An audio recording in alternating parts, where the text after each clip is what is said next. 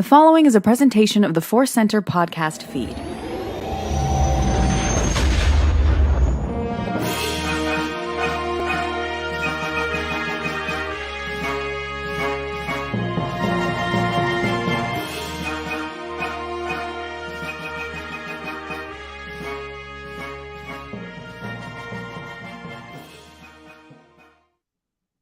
Well, look at this. Hi, everybody. Welcome to ForceCenter Live. I'm Ken Napzok. Hello there. I'm Joseph Scrimshaw. Hi, I'm Jennifer Landa. Way! Yay! Amazing. We have Jennifer here with clearly the best interior decoration on the ForceCenter team, as you can see from the bookshelves and the lovely curtains. Oh my gosh, I've been rearranging it, but it's all right for right now.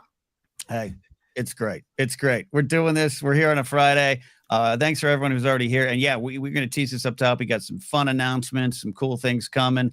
We're going to get to that in a little bit. But Joseph, the headline is that we finally, with schedules in life, Jen's able to join us for the first segment. And that makes our hearts just pump with excitement. Yeah. That is absolutely true. It is a question that we've got every one of these Q&As. I feel like we've been doing them for several months now, and almost always one of them is, this is kind of behind the scenes question. You guys are great and everything, but is Jennifer going to be here? So we are very, very happy to have the whole team here.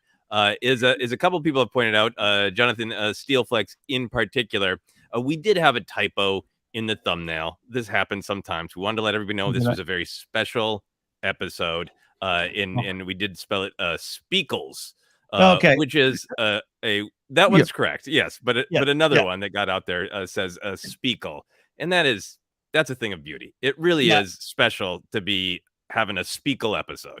Yeah, so that is on me, and I do have a mind that works too fast, and I don't double check my work. But what I'm upset about is that's now twice it's happened. I saved two different files thinking I named replaced one, and so I keep grabbing the one that doesn't work, and I keep putting it out there into the world. That's me.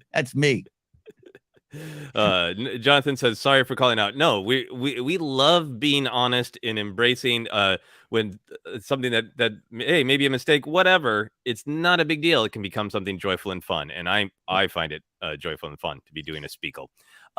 We do want to be sure to get, if you have questions for Jennifer, she can only be here so long, or questions that you'd like all three of us to answer, be sure to start getting those in the chat.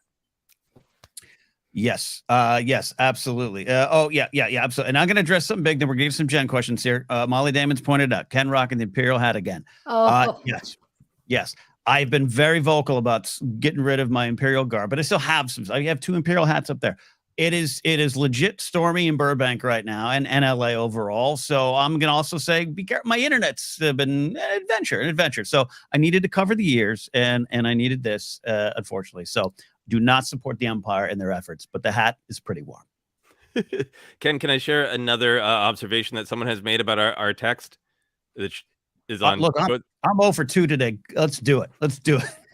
I'm sharing this because it's funny, and I didn't catch it either. Anakin Crespin says, also the description said Jennifer would be you for the first part of the show instead of be with you.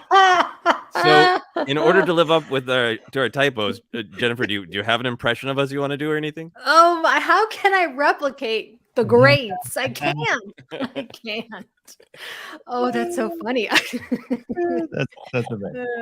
Have you for dinner or have you over for dinner? Yes. No idea. Yes. It's look, it's a weakness in my life and career. I just go, and I never stop to correct sentences. In fact, that's led to some very funny ForceCenter typos on rundowns for questions. I think one about Obi-Wan Kenobi got us.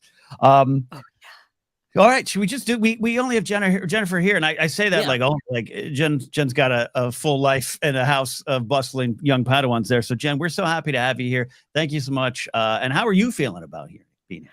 I'm happy to be here. It is crazy out there. It's where I rushed in from the rain.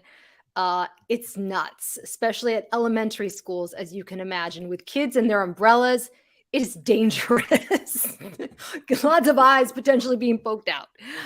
But I'm happy to be here.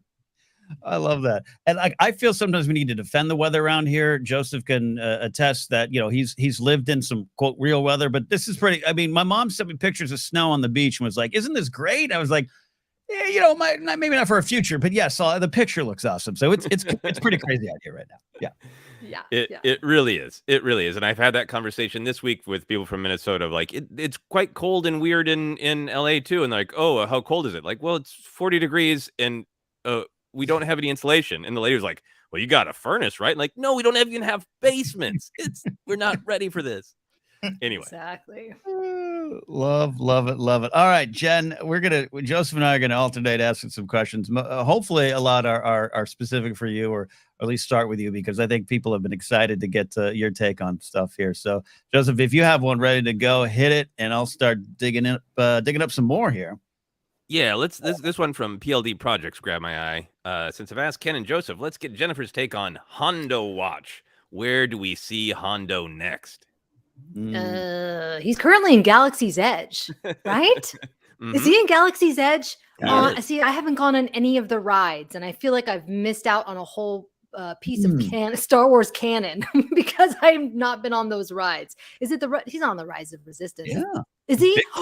Yeah. He is. He's on the Smuggler's Run. A Smuggler's Run. Okay. Ray's on the rise. Yeah. Oh, okay. Yeah. Interesting. Could we see him in live action form this season of The Mandalorian? That would be shocking, but at the same time it also wouldn't be that surprising, just because they've been kind of pulling from the animation side. We saw that a lot in the Book of Boba Fett, so I'm putting my money down on The Mandalorian. I don't know if that's a good bet though. What would you want him? How would you want him to figure in? Where would you want him to be? He's already been a little bit more of the sort of the kindly, naughty uncle figure in Rebels, and this is some years past that. He's still up to hijinks by the era of the sequel trilogy, we know. So where would you want him to be at? I do like that side of him, the friendly uncle, the jokester, the guy who's seen it all, right? Who can kind of just sit back and chuckle at other people's misfortunes, perhaps. I don't know. But yeah, I kind of would like him to be. It could be interesting if he's a friend, but maybe he might have ulterior motives. Yeah, that would be interesting. It'd be pretty amazing if Mando went on this just epic journey to finally get down into this area that he can allegedly get redemption for taking off his helmet. And down there in those caverns, these sacred places, it's just Hondo stealing Beskar. I love it. So you're saying Mando season 3, Jen, or Mando 4? Just Mando. Where your chips actually going here? I feel like if it was season 3, we might have heard something, right? I don't know. They've been so good at keeping surprises, but sure, Mando at some point, either 3 or 4. Okay, I like that. Nice. I love that. I love that. Joseph, you have any skin in this Hondo game? I do want him to show up live at some point, and I think he would be interesting to have some amount of comic relief in Mando. I'd be up with that. It seems like it would fit. It'd be a good vibe. Yeah.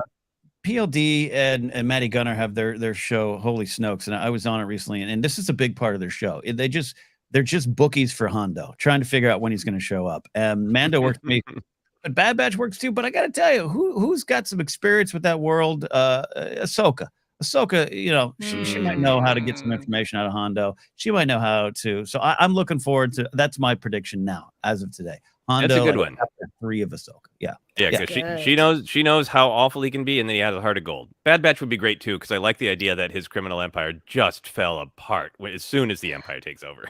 This is no longer profitable. One of my favorite lines in all. That was good. Star Wars. I got this. This is from Jay from Nowhere, Jen. This is an important question, and I did tease. If Jen's on the show, you got to ask some Ewok questions. It's almost prerequisite there. Jen, would your fandom be different had Return of the Jedi featured Wookiees instead of Ewoks?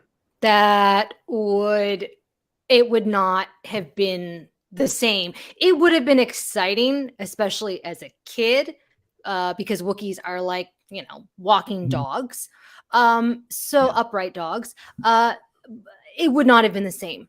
No, I can't even imagine, right? We know that was what George initially wanted. But no, the Ewoks are fantastic Alden Ehrenreich really recently just told Ash, right? Yeah. He loves the Ewoks as well. Pedro Pascal also said he loves Ewoks.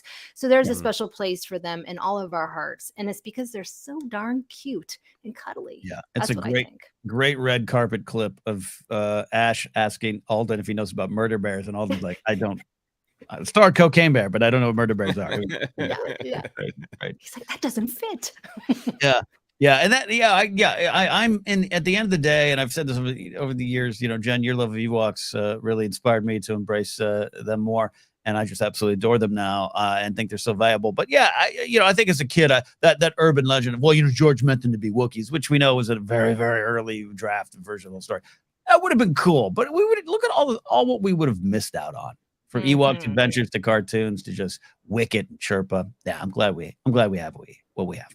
Yeah, now I and just also, want to see. sorry. Oh, go ahead, please. No, go. Yeah, I think part of it, the appeal as kids, is because they're small, right? And it's the idea of the David versus Goliath theme that they had, is that these very cute, cuddly creatures who nobody would suspect that they would be murder bears were in fact ferocious killers. And every child can relate to that. I don't know where I'm going with this point. Justice for Ewoks. And by the way, I'm taking our low. Everyone knows where to follow us on Twitter right now. I did not realize that middle bar moves and covers everyone's faces when we bring up comments. So Brian Ward has a follow up. When do we get live action puffer pigs? I'm ready for it. I'm ready for it more than I ever was. I used to be pro Wookiee because I had heard that rumor when I was young. All on board with Ewoks now, but now I do want to see an awkward looking Wookiee where like what's up with that Wookiee, and then the suit gets unzipped and it's like 3 or 4 Ewoks pretending to be a Wookiee. Love it. just an inebriated Papalu on the legs, trying to hold it on there. It's an awfully wobbly Wookiee we got going on right now. Wobbly Wookiees for all. All right, I'm scrolling through here. Well, this is related, so I'm going to grab this one. Jared Oulette says, "What Ewok toy do you want to see made?" If I've ever heard a Jennifer Landa question, that's one. Ooh, I mean, I go to I like, my kids like things that are posable. So a posable Ewok, it's got to have some heft to it. Obviously, we know it's going to be furry, plush. Some sort of articulation, the head swivel, which we've talked about on the figure fights, right? But yeah, I think of those creepy Navi babies that I've seen on Etsy that are so lifelike. I kind of want an Ewok version of that. Why not? With the detailed hands. Maybe this is more of like a collector's item than a true kid's toy, because it would be expensive to make. That's where my mind goes. Yeah. So yes, I have that life-size Wicket from the folks at Tree of Endor, and sadly, I don't think they're making them anymore.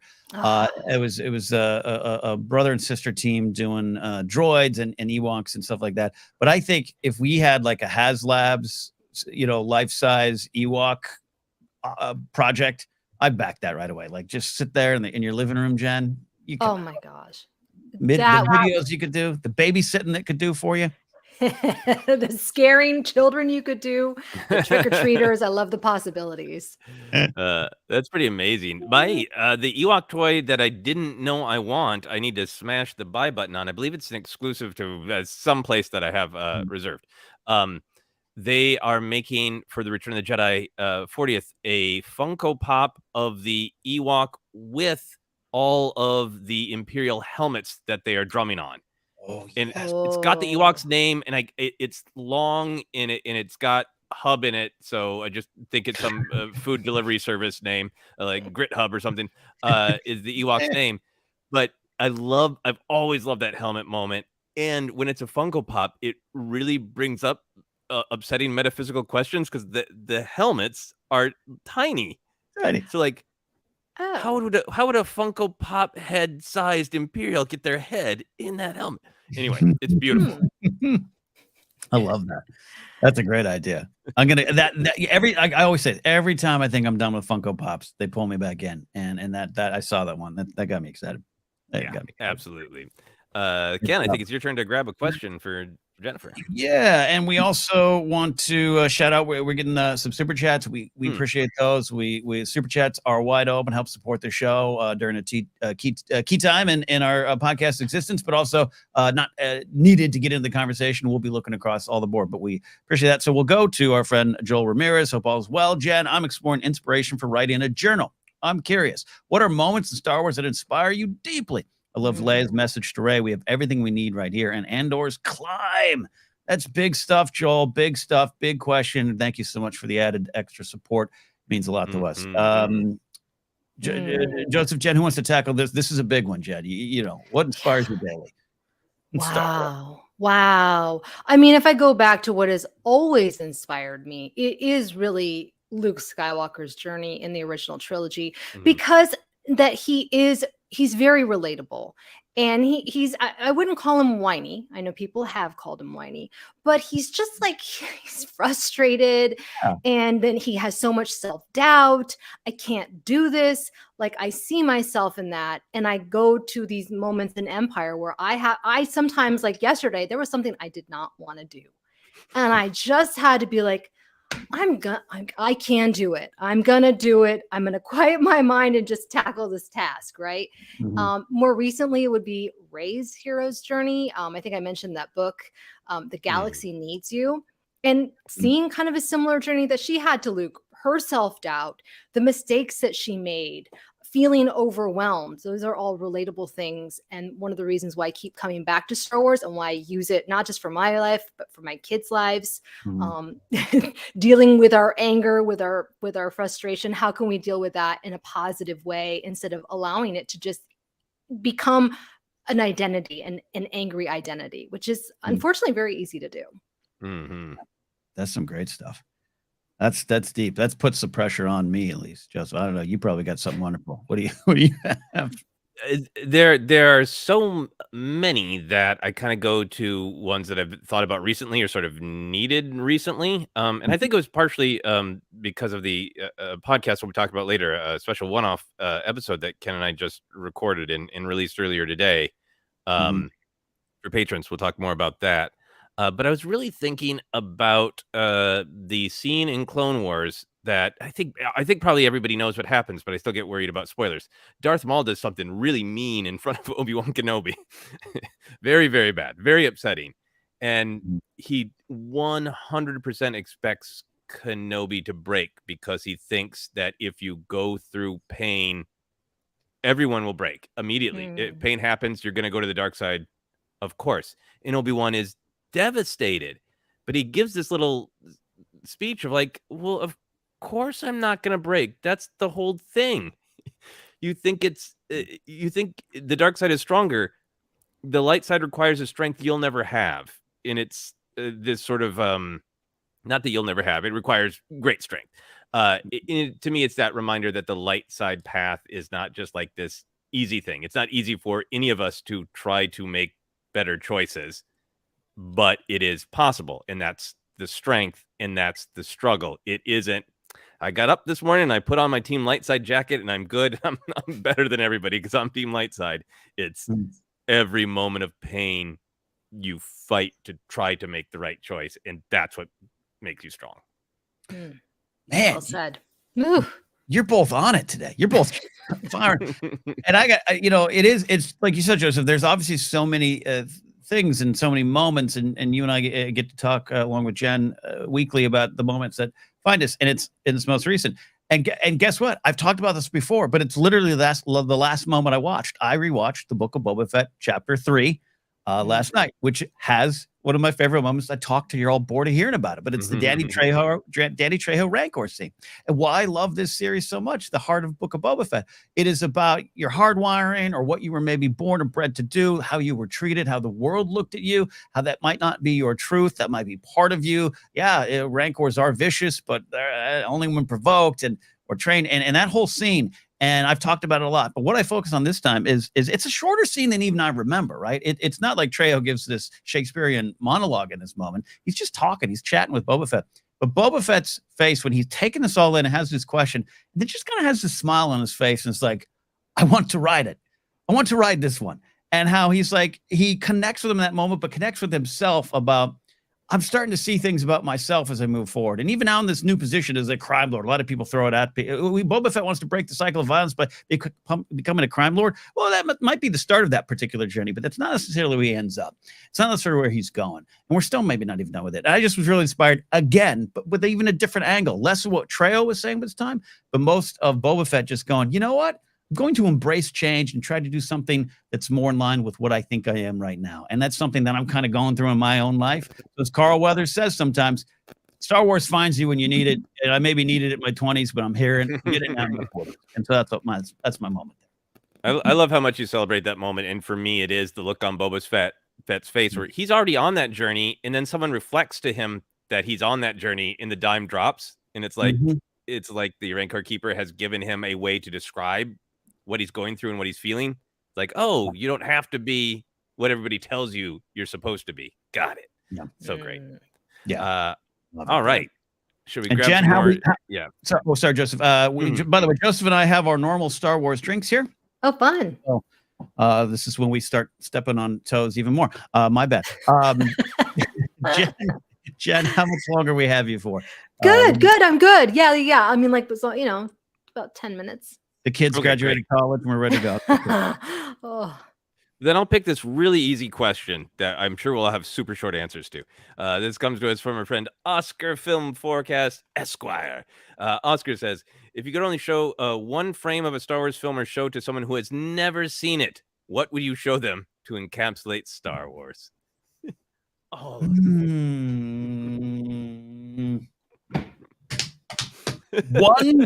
frame? One frame? No. Yep. Now I'm thinking of the comedy frames, the ones that would not communicate Star Wars at all, like the steam rising from the carbon freezing chamber. Well, I guess that would be pretty good.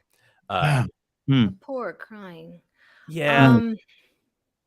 I think for me, I'll dive in a little bit with a half answer. Okay. My mind goes to some of the like quintessential images that mean a lot, like Luke looking at the twin suns. Like if I could only ever look at one frame of Star Wars again, or only have one image ever, it would be that, because that's, like Jennifer was saying, the beginning of my journey going through Star Wars with Luke, identifying with Luke.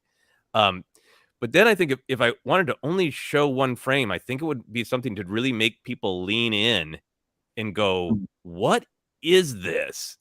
So I might go with the frame right after Obi-Wan has cut off Ponda Baba's arm, but hasn't turned off the lightsaber yet. So you see some old guy in robes with a laser sword. He's at a bar, and there are a bunch of weird creatures. What is this? I need to know more. Yeah.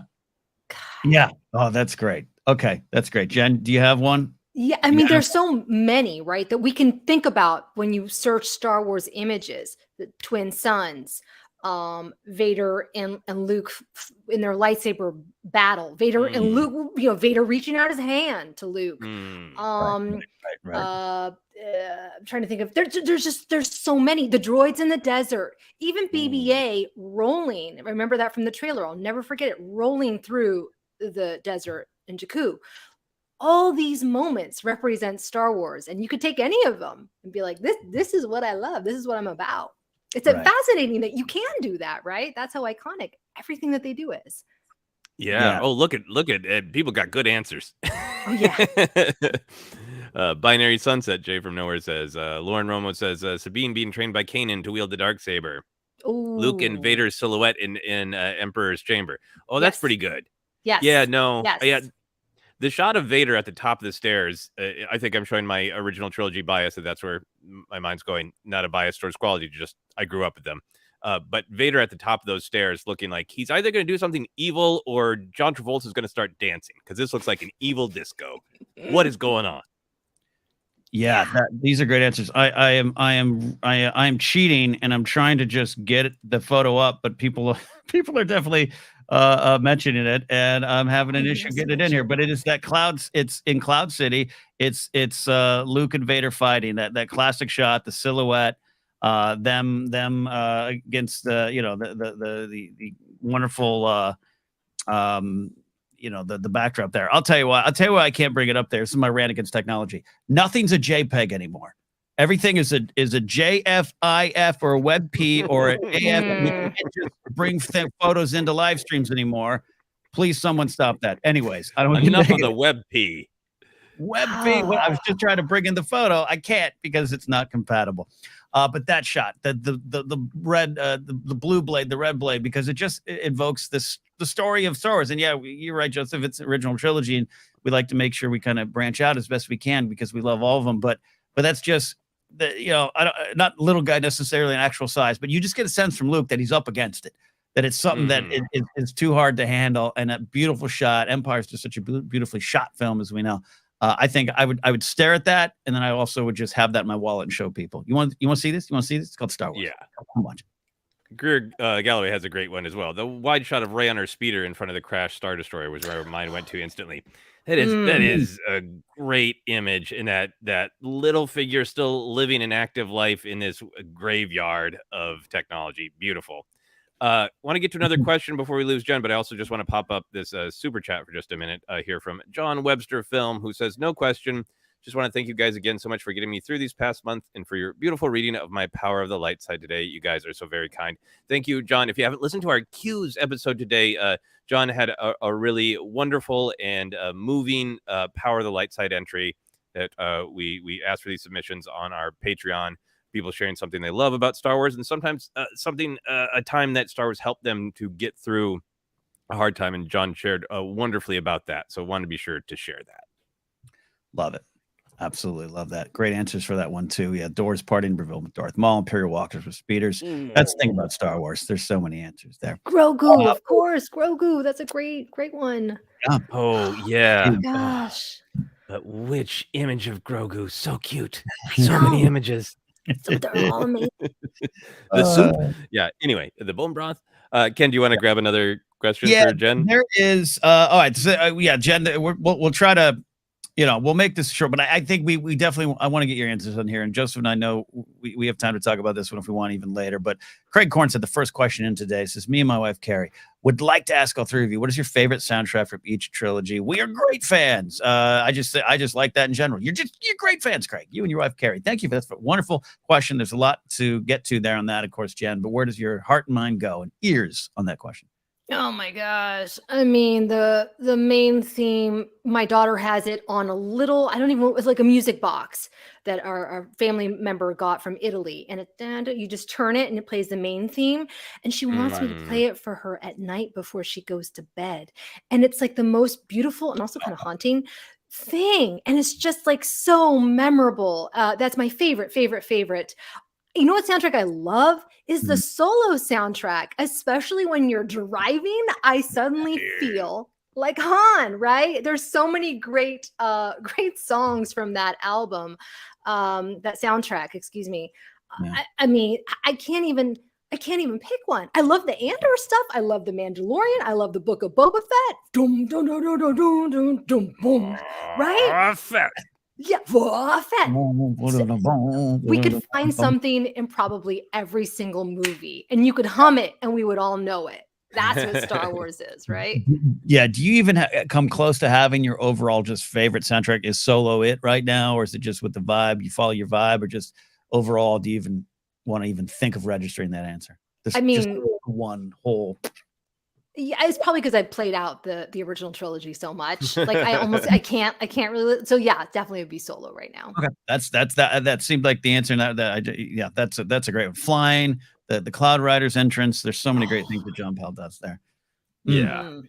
Absolutely amazing stuff. I know we only have Jen for just a second more, so I want to go to a very important question. I think it is got to be this one from Shane McGinnis. When do you think we will get a Carson Teva action figure? We need one. The people want it. The people want that. Yeah. I have a feeling they will do it soon because Hasbro, they listen to the fans and they want to give us what we want, I think. So Well, with Carson Teva, my favorite gumshoe in the galaxy, featured in Mando 3, as we know as well. To what degree, we'll find out. I hope it's in every episode and every minute of the show. He's just, and I love him so much. So I think it's coming. It's got to be so close. And now, if he has that jacket, you have different versions. You have X-wing pilot, you have gumshoe on the go. Like there's a lot of ways you can do it. Absolutely. He's a New Republic officer, so it is only a limited amount of time until he needs to dress up like an Imperial, and then we'll have that action figure as well. So yeah, the actor is doing such a great job. Anytime this comes up where people want a Carson Teva action figure, he'll like retweet action figure requests for like 72 hours straight, and is like, I don't even care that nothing in my feed is everything in my feed is requests for Carson Teva action figure, and it's great. Yeah, Paul Sun Young Kim is just I love him. I love him to death. I love that beard. Beard team unite. I just love his presence in the show, and I just love what the character's about. So God, he needs to go on my shelf. Yeah, not the actor figure. Absolutely. Ken, do you see any more? Because I know Jen needs to get moving, right, Jen? Yeah, and like I could do one more. Okay, one more. I gotta make this count. Shout out Bill Devers. No question. We're just sending y'all Devers appreciate for your positive takes and loves of the universe. I love the Ewoks, says Bill. Yeah. We appreciate that one very. All right, okay, we got one. This is a quick one here. Good one from our friend Star Wars Explained. Alex Damon, of course, Alex and Molly have their wonderful channel. Hope you're all checking it out and living over there with them. What Star Wars dish or drink do you most want to try? And Jen, there's a chance that you might have made it. Yeah. Oh my gosh. There's some stuff at Oga's Cantina that I see people sharing on social media. There's one that looks like caviar. It's like these little egg kind of things. I don't know. Do you guys know what I'm talking about? Am I making this up? Well, you've lost me at like caviar. So I'll be at the pineapple Bull Whip in the other land. They've switched it up a little bit and made everything a little bit more earth friendly the last time I was there. So I don't know. They might have got rid of anything that was squigglies. Oh, really? Okay. Yeah. I don't know. It looks like this little petri dish of a thing that looks really fascinating. But shout out to Just Jen, who has the most amazing cookbook. It's for Padawans, actually. There's a ton of stuff in there that I want to make. And that's more my speed because I'm not a very good baker at all. Yeah. I'm kid level. Probably better than I am. But by the way, I'm not a fan of the idea, the concept of caviar. It's just not for my palate. But if they called it squiggly eggs, I'd be there.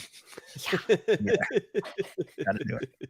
Or Mon Mothma's drink, right? That would be delicious. Oh yeah. With the Chandrillan worm thing in it. Exactly. Yeah, that's got to be the answer. Yeah, maybe I'll make that for May the 4th. This is such a recent thing, but Joseph and I did it ended up being a big breakdown of the Darth Vader dinner scene in Empire Strikes Back. Great conversation. We had a fun time talking about it. But because I'd watched the scene and focused on it in a way I hadn't focused on in years, even though it's a scene that's been there all my life. There's fruit on the table. There's like space plums or something. I want Boba Fett to reach over and grab one. So I think I want to try that right now. It's simple and direct, but that's what I want.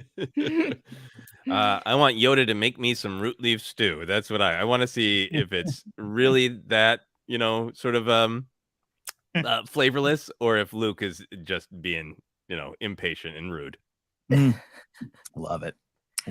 Well, Jen. Oh, that sounds good, Molly. Okay. Now I just discovered the chat, you guys. I didn't know that there was a chat on the side. I was like, how do they have access to the chat? Now I see all of you. Hello. Mantel Mix. Yeah. Yeah. Mantel Mix. Mantel Mix is, I love my snacks. I love my sugar and snacks, but that would have been. Oh yeah. Squigs, Amaranth. Yeah. Squigs are what they put in the Chandrillan drink cocktail there.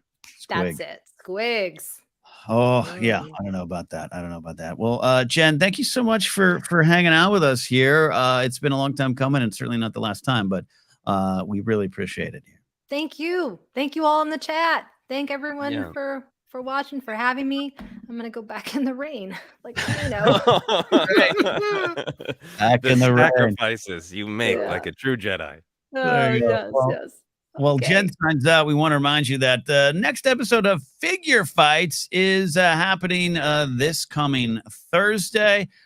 We are going to be debuting the third in the series. Jen, Joseph, and I having fun in this series here. So, yeah, we are excited for that, Joseph, but we're excited for some other things. We got a lot of questions. We've starred a ton of them, but we have some cool things we want to get to here now. Yeah, absolutely. We promised not only a special episode because Jennifer was here, but a special episode. Anybody anybody who's just tuning in, we're making fun of ourselves for having a typo in one of the thumbnails. Special. This is a very special episode because we have some announcements of things that we wanted to share. We love that we can just be very honest with all of our listeners. So I'm holding the sheet of paper. This is my cue card because I want to make sure that I say all the stuff. Ken and I will be discussing a little bit as we go. But here's all the information. So we're doing a big overhaul of our Patreon, and we're going to talk a little bit more about what all we're overhauling on our Patreon and why. But is a part of that, the kind of big part of the announcement is that we're finally experimenting with something that a lot of you have been asking about, that we've been talking about, that we are sort of casually calling Other Center. We always joke every time we get distracted by talking about James Bond or Game of Thrones. Well, we're now we're talking about Comedy Center or Bond Center. We do want to talk about other things sometimes, episodes that aren't devoted entirely to Star Wars, but maybe something Star Wars adjacent. So in celebration of his big return to cinema screens, we're going to be talking about Indiana Jones. We are going to do a series of special episodes entitled Indiana Jones and the Perilous Podcasts. Will the episodes actually be perilous? Oh, we'll see how it goes. Yes, indeed. Yeah, this is going to be a lot of fun. It's something that the timing's right, but we cross-reference a lot with other things. We could do Music Center. We could do David Bowie Center, Sinatra Center, Other Center really brings it together. The Indiana Jones I've always answered is my favorite cinematic character. And I know India has a special place in your heart too, Joseph. And we're going to dive in to what's going on over there. Absolutely. Yeah. We both love Indy. Ken has often talked about really relating to the character. So we're really excited to dive in. It is fascinatingly Star Wars adjacent, from the number of people involved to Lucas being interested in updating a lot of the kinds of pulp and adventure serial storytelling he grew up with. So we're excited to talk about that. So we're going to do a total of 7 episodes. We're going to start with a general discussion about our relationship with Indiana Jones, its connection to Star Wars. Then we're going to do one big discussion breakdown of each of the first 4 Indiana Jones films. Then we're going to do kind of a preview episode of Dial of Destiny, and all culminating in a big review discussion of Dial of Destiny. So the thing that we want to be sure to share right away is, starting out, the episodes are going to be available on Patreon. We're going to talk a little bit more about this, but we realize that we just need to pay more attention to Patreon. I think a lot of people who are listening are patrons. Some of you aren't. That's fine. Absolutely. But Patreon and your support has been our most consistent way of getting by, and we haven't been paying a lot of attention to it. So this is our way of starting to pay more attention to it. So initially, these episodes are going to be on Patreon. Every current patron and every new patron, regardless of what level, everyone in Patreon, $2 and up, will have access to all these Indiana Jones episodes. And then once Dial of Destiny actually premieres, then we're going to put them on the public, podcast channels. It's always so hard. We want to ride this line between, we want to make sure that everybody's involved. We don't want to, we struggle with putting things behind a paywall, but then at the same time, then that means we don't have much to offer, as much as we want to offer. So that's what we're doing with this. We want to ride that balance of making people excited, giving them a chance to check out Patreon, but also eventually make it available to everybody. Ken, you have thoughts on that release schedule plan? Yeah, it's going to be a lot of fun. Like Joseph said, these total 7 episodes. And yeah, we struggle with the idea of putting things behind paywall because it seems, that's not necessarily what Star Wars is teaching us when it talks about everyone matters, but it's also part of the business here. So I think it's a good compromise and a fun one, and also a good way just to talk about the reality of doing this kind of stuff. You and I, Joseph, have our hands in a lot of different projects, and a lot of different sides of our personalities are out there. And it's not always easy to go, hey, we talk about Star Wars. Would you also like to hear to talk about the Fast and the Furious franchise? And 10 people might go, yay. And 100 go, no, I follow you for Star Wars. And you find that out when the episodes thunk to the floor. And I've seen many folks struggle with that. But we want to talk, and we want to take our goggles and binoculars and focus on a property like Indiana Jones in that ForceCenter way, and have a lot of fun themes, lessons, moments, what it meant to us, what it continues to mean to us. And I can't wait to dive into Crystal Skull, a movie that I think doesn't get a fair shake, but it has some things I do want to discuss, that are good, bad, and otherwise. So it's going to be a lot of fun, and this is the right spot to do it. And whether you're a supporter now and are going to wait to listen to their public or jump on or have been supporting, that makes it possible, not just for the show to keep going, but it makes it possible to take this fun, creative chance to do something a little different. Yeah, no, absolutely, very well said. And yeah, I think we're looking forward to talking about them all. But man, Kingdom of the Crystal Skull, that's going to be really fun to get into. Jay from Nowhere is really investing in the spirit of what we're talking about here, and says, "Indie figs bleeding over into figure fights." On my wish list on Entertainment Earth is mini Indiana Jones figures. So I think I'll have to invest in that. I absolutely will. That's great.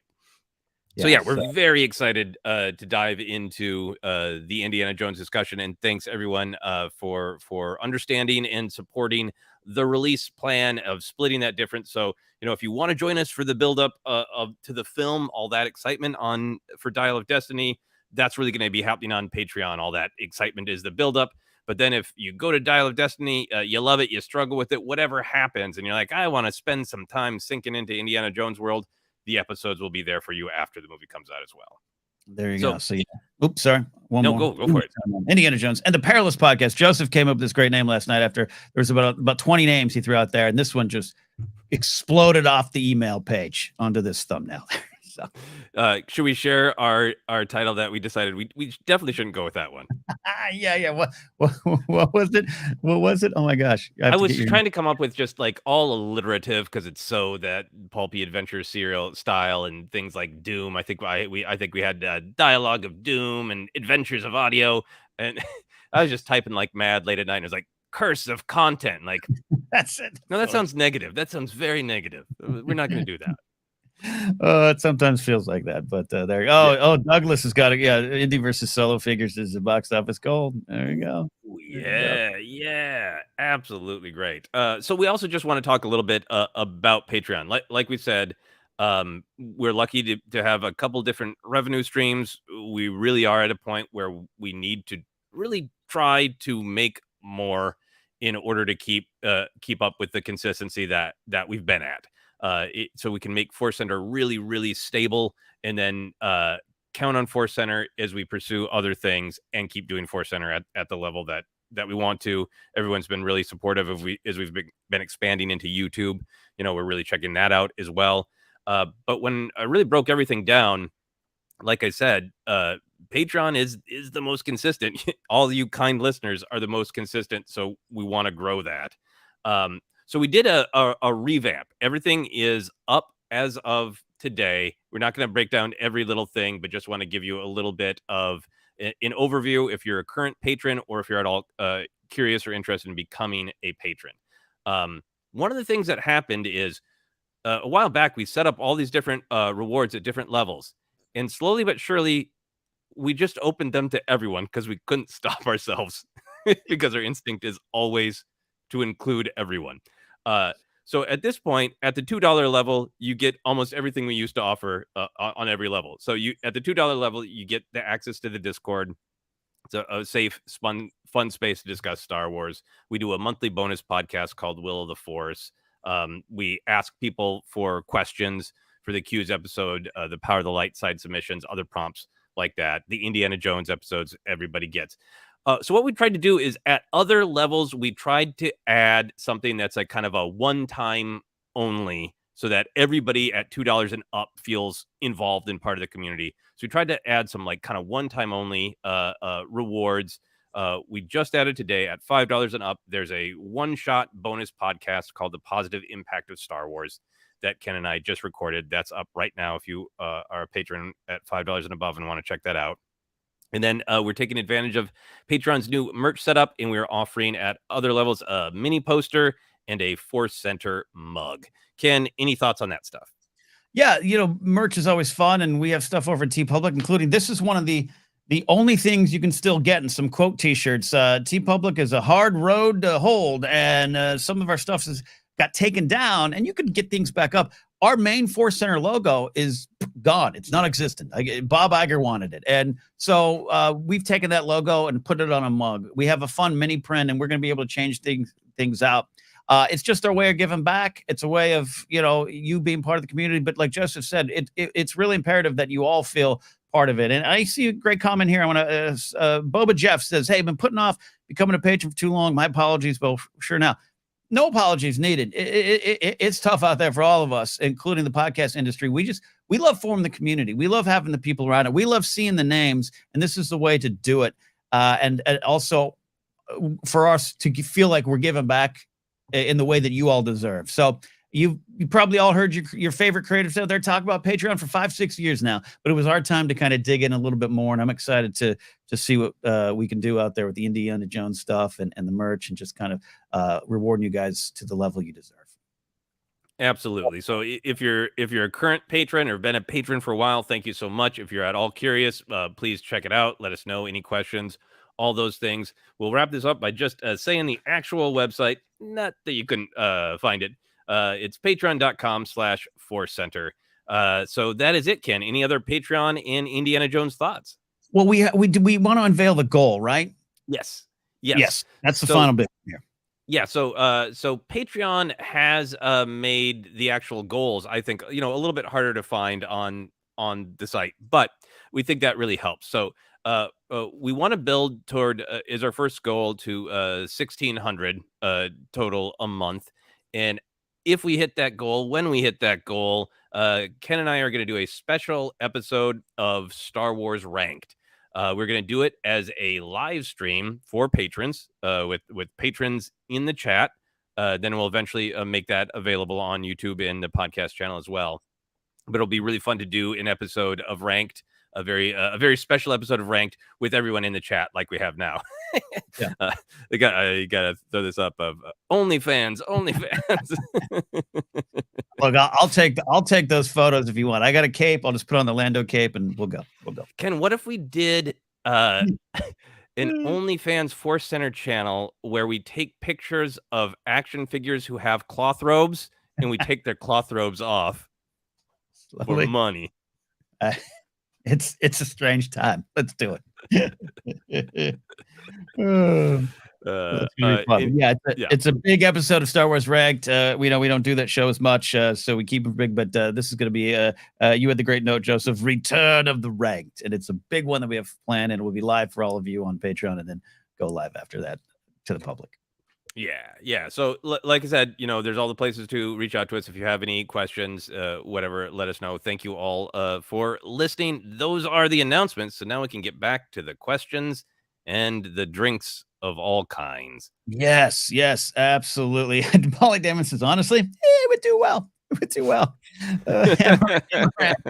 Amaranth with her David Bowie face paint on naked action figures. Hey, look, I think we all have done that thing where you had the Emperor's Royal Guard and you lifted up the red robe to see what he's wearing there. Oh, it's a maroon jumpsuit. Got it.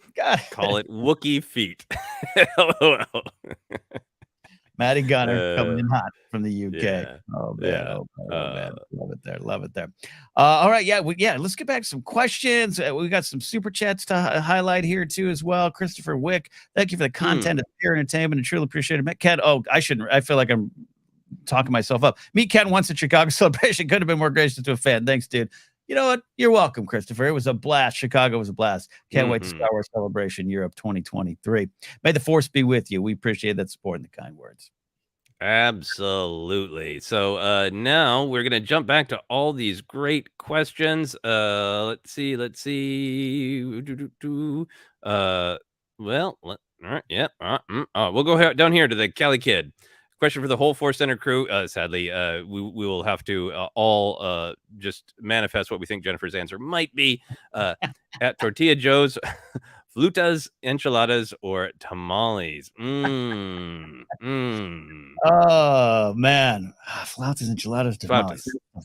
So for those, the backstory is I am obsessed with Tortilla Joe's down at Disney, downtown Disney, and poor Joseph and Brian Ward, who's in the chat.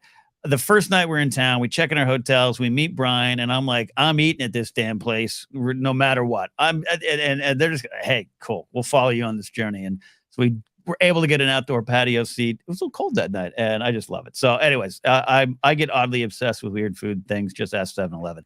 Of these options, I always go enchiladas. Maybe a shredded beef enchilada if I'm not keeping to my veganism lifestyle that I maintain at home, but not so much on the road.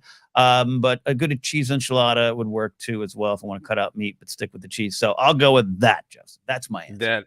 That is a great answer, and you were not aggressive about. You were not rude or aggressive about Tortilla Joe's. It more had the vibe of like a kid going like, "Can we please have Friday pizza? It's Friday. Yeah, everybody gets Friday pizza party. It had that energy to it of like, I don't know why, just downtown Disney. You got to go to Tortilla Joe's, right? And we're all like, sure, yeah, we got no problem with that. Sure. No arms were twisted. Yeah, no one's fighting you, Ken. And no arms were twisted. I had the same energy for that Bubba Gump shrimp down the street where I think I drug you all there as well. It's like we're walking a city block.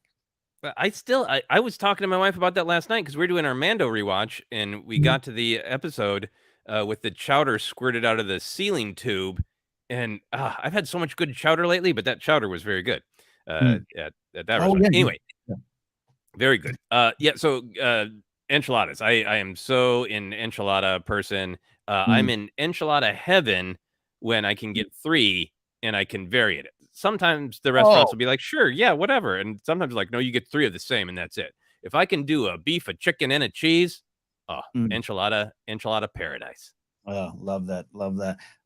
Brian Ward says, I still have the photo keychain from that night.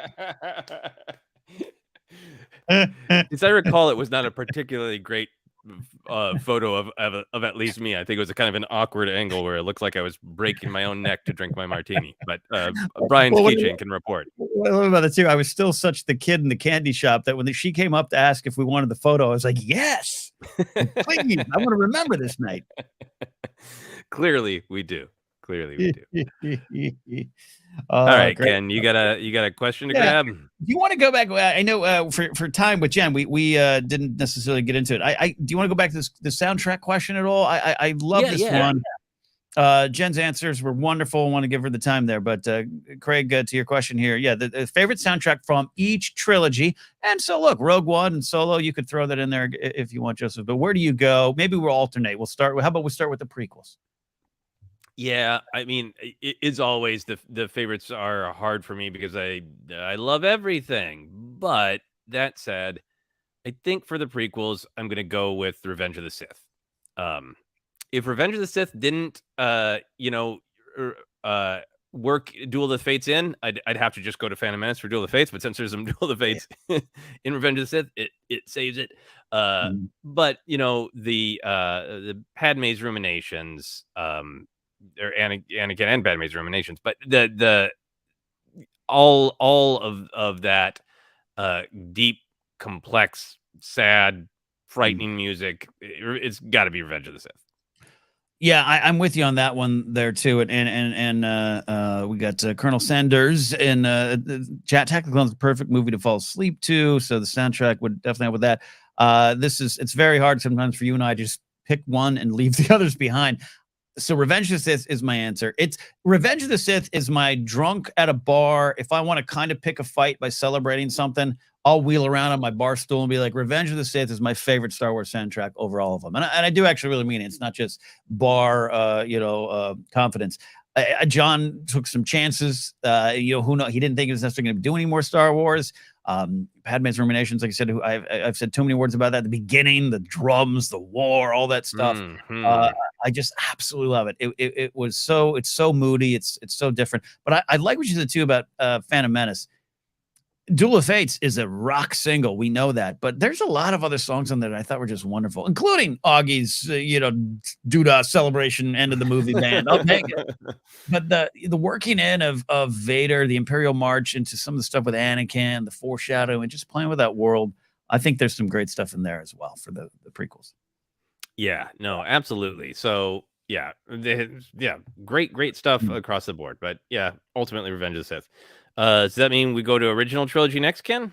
Yeah, we'll go that way. I'll lead off this one here. I think it's hard to vote against Empire. Leia's theme, Yoda's theme, the Imperial March, Asteroid Field Chase, even the Hoth battle's got some stuff in there.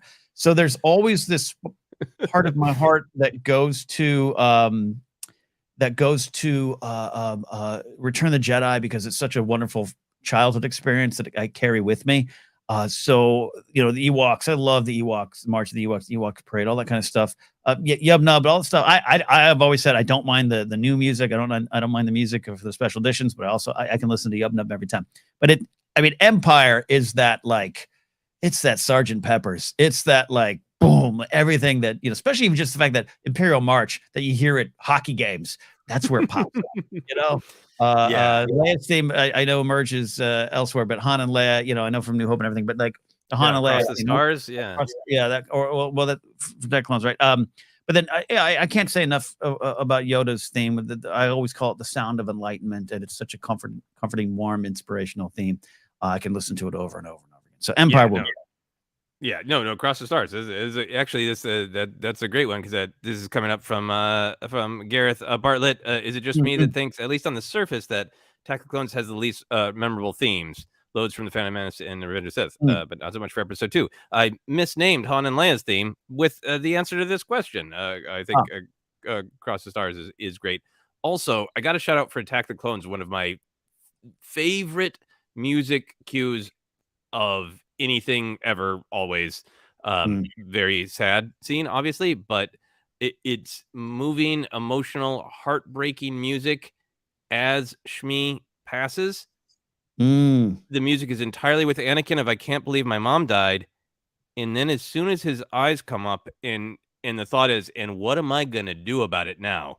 Yeah, there's this little sound that I call like wild strings.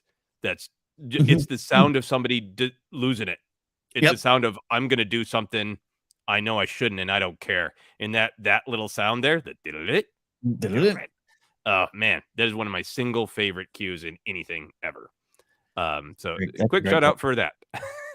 But to answer the actual question, I got to go with Empire because of Yoda's theme and the power of the Imperial March.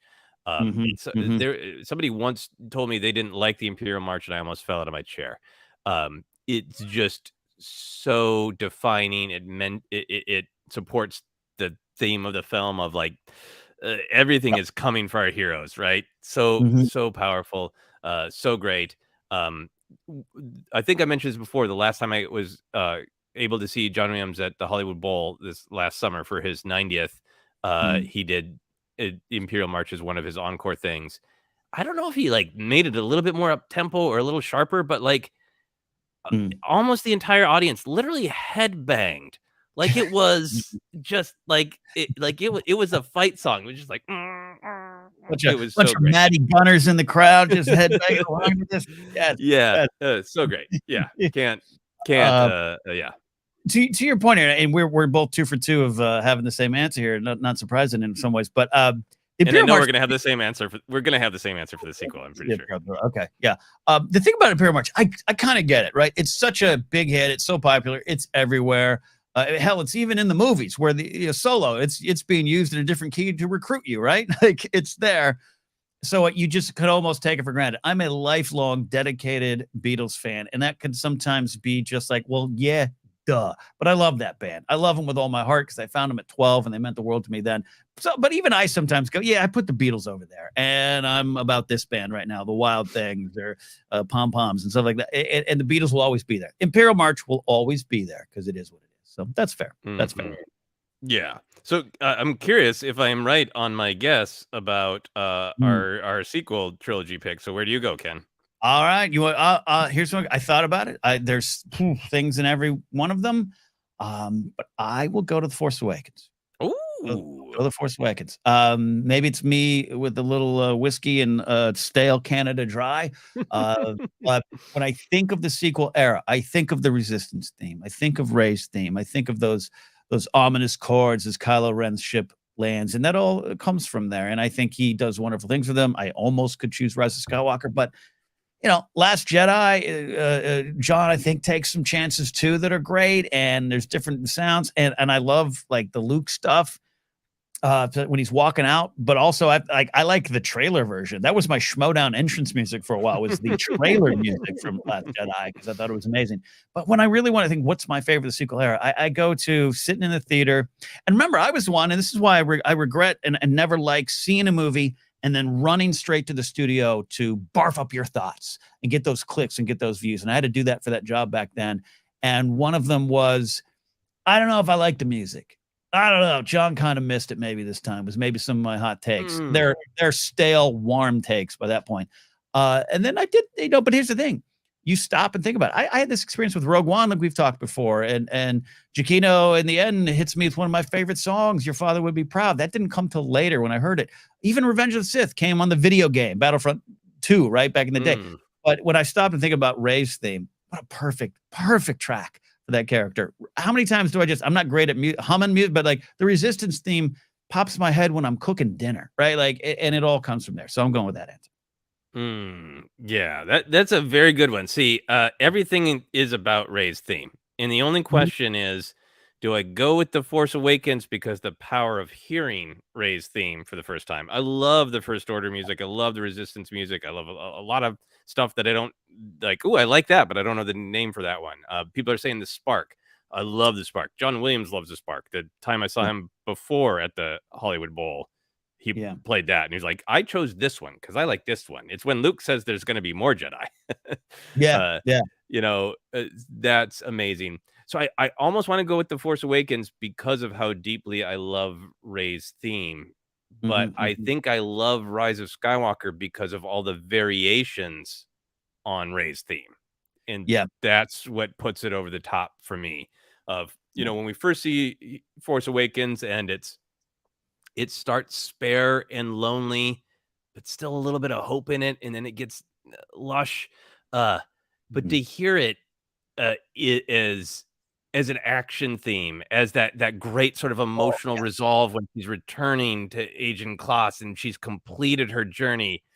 It's a masterpiece for the character of Rey. It's a masterpiece for John Williams of like, I can write one piece of music. It will always evoke this character, but it utterly evokes her at different points, everything from despair to triumph. And to hear that in Rise of Skywalker puts it over the top for me. And I'm gonna, if you want to talk about more of the tracks, please go ahead. But I stepping in on that one, that's almost that would be the one big reason I would choose Rise of Skywalker. There's so many other examples, including the fact you and I, along with many people, love that the Star Wars theme pops up in the movie, right? And we get to hear that. Oh yeah, and the actual I was laughing at Alex's Star Wars Explained comment here. Alex David says, I missed the days of living with the music for a while before the movie released. I guess Qui-Gon's Noble End ruined that. Man, Qui-Gon's Noble End was the scoop leaker of its day. Man, spoiled thing. Could have been talking about his butt. We don't know. Everybody made assumptions.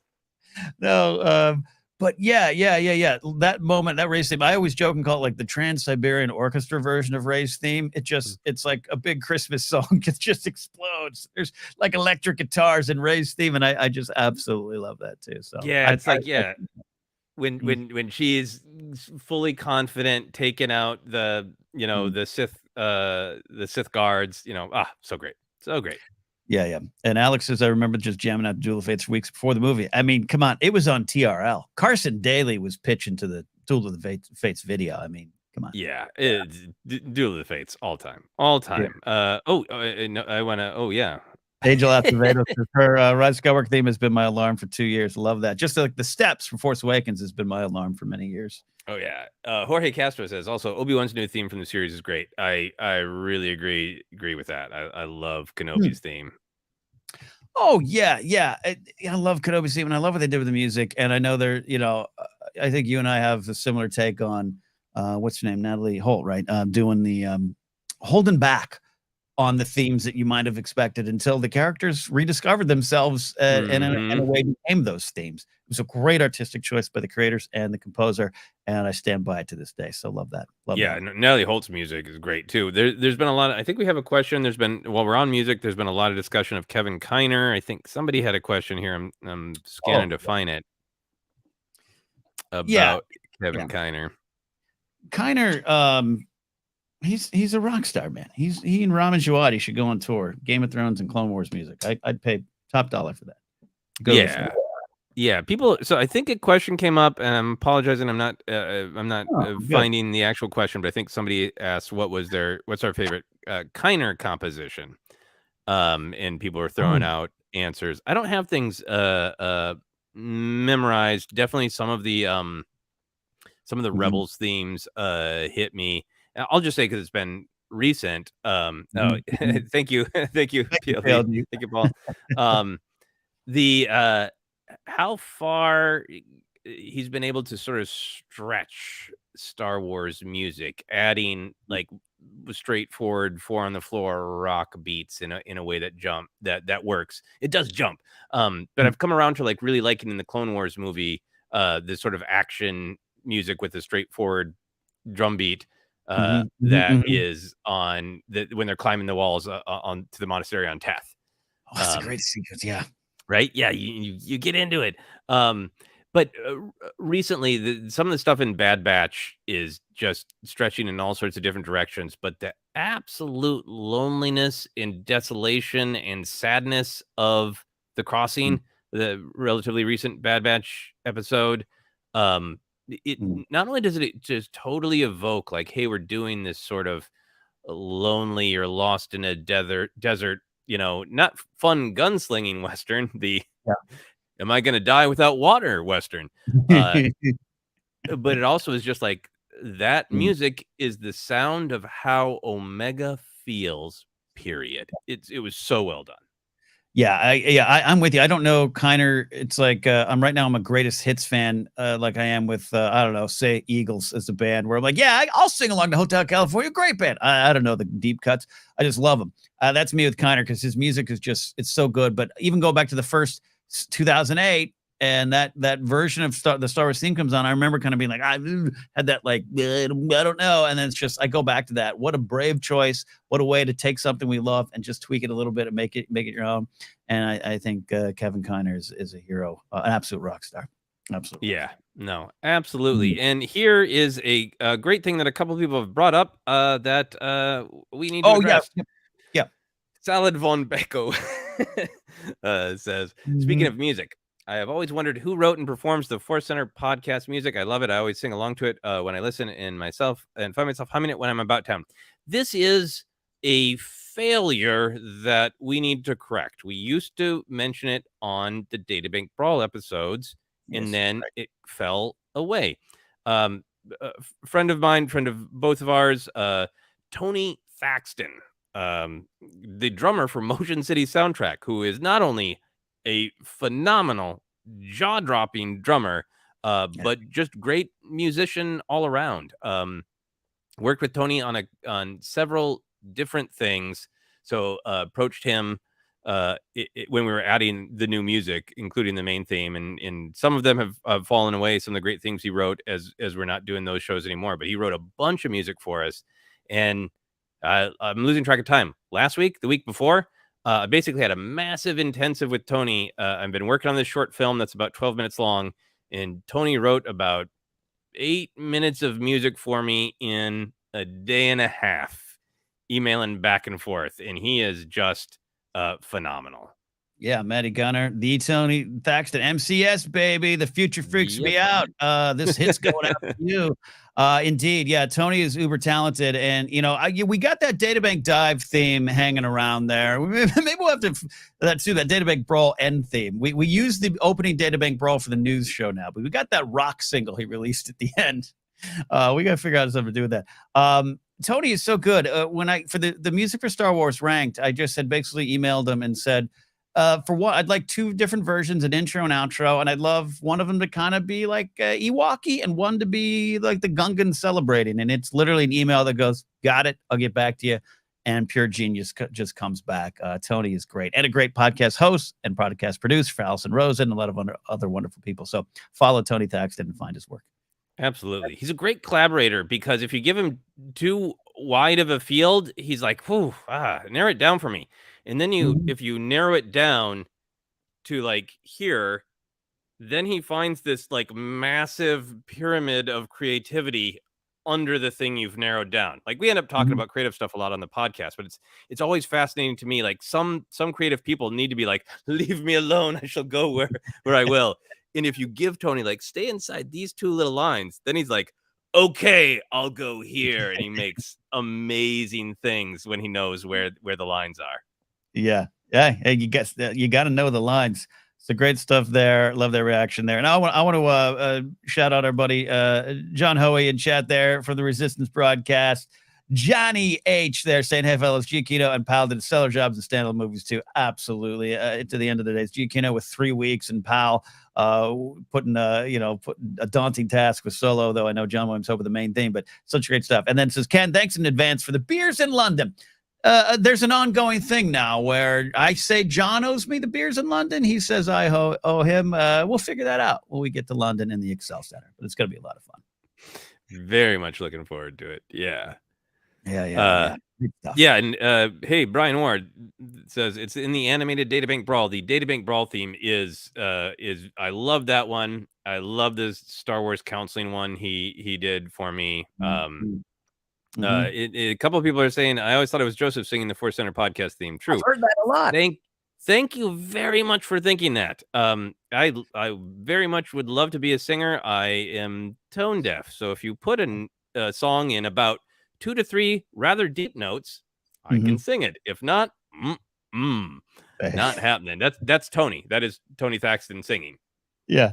ForceCenter. Yeah, that's about all I can do.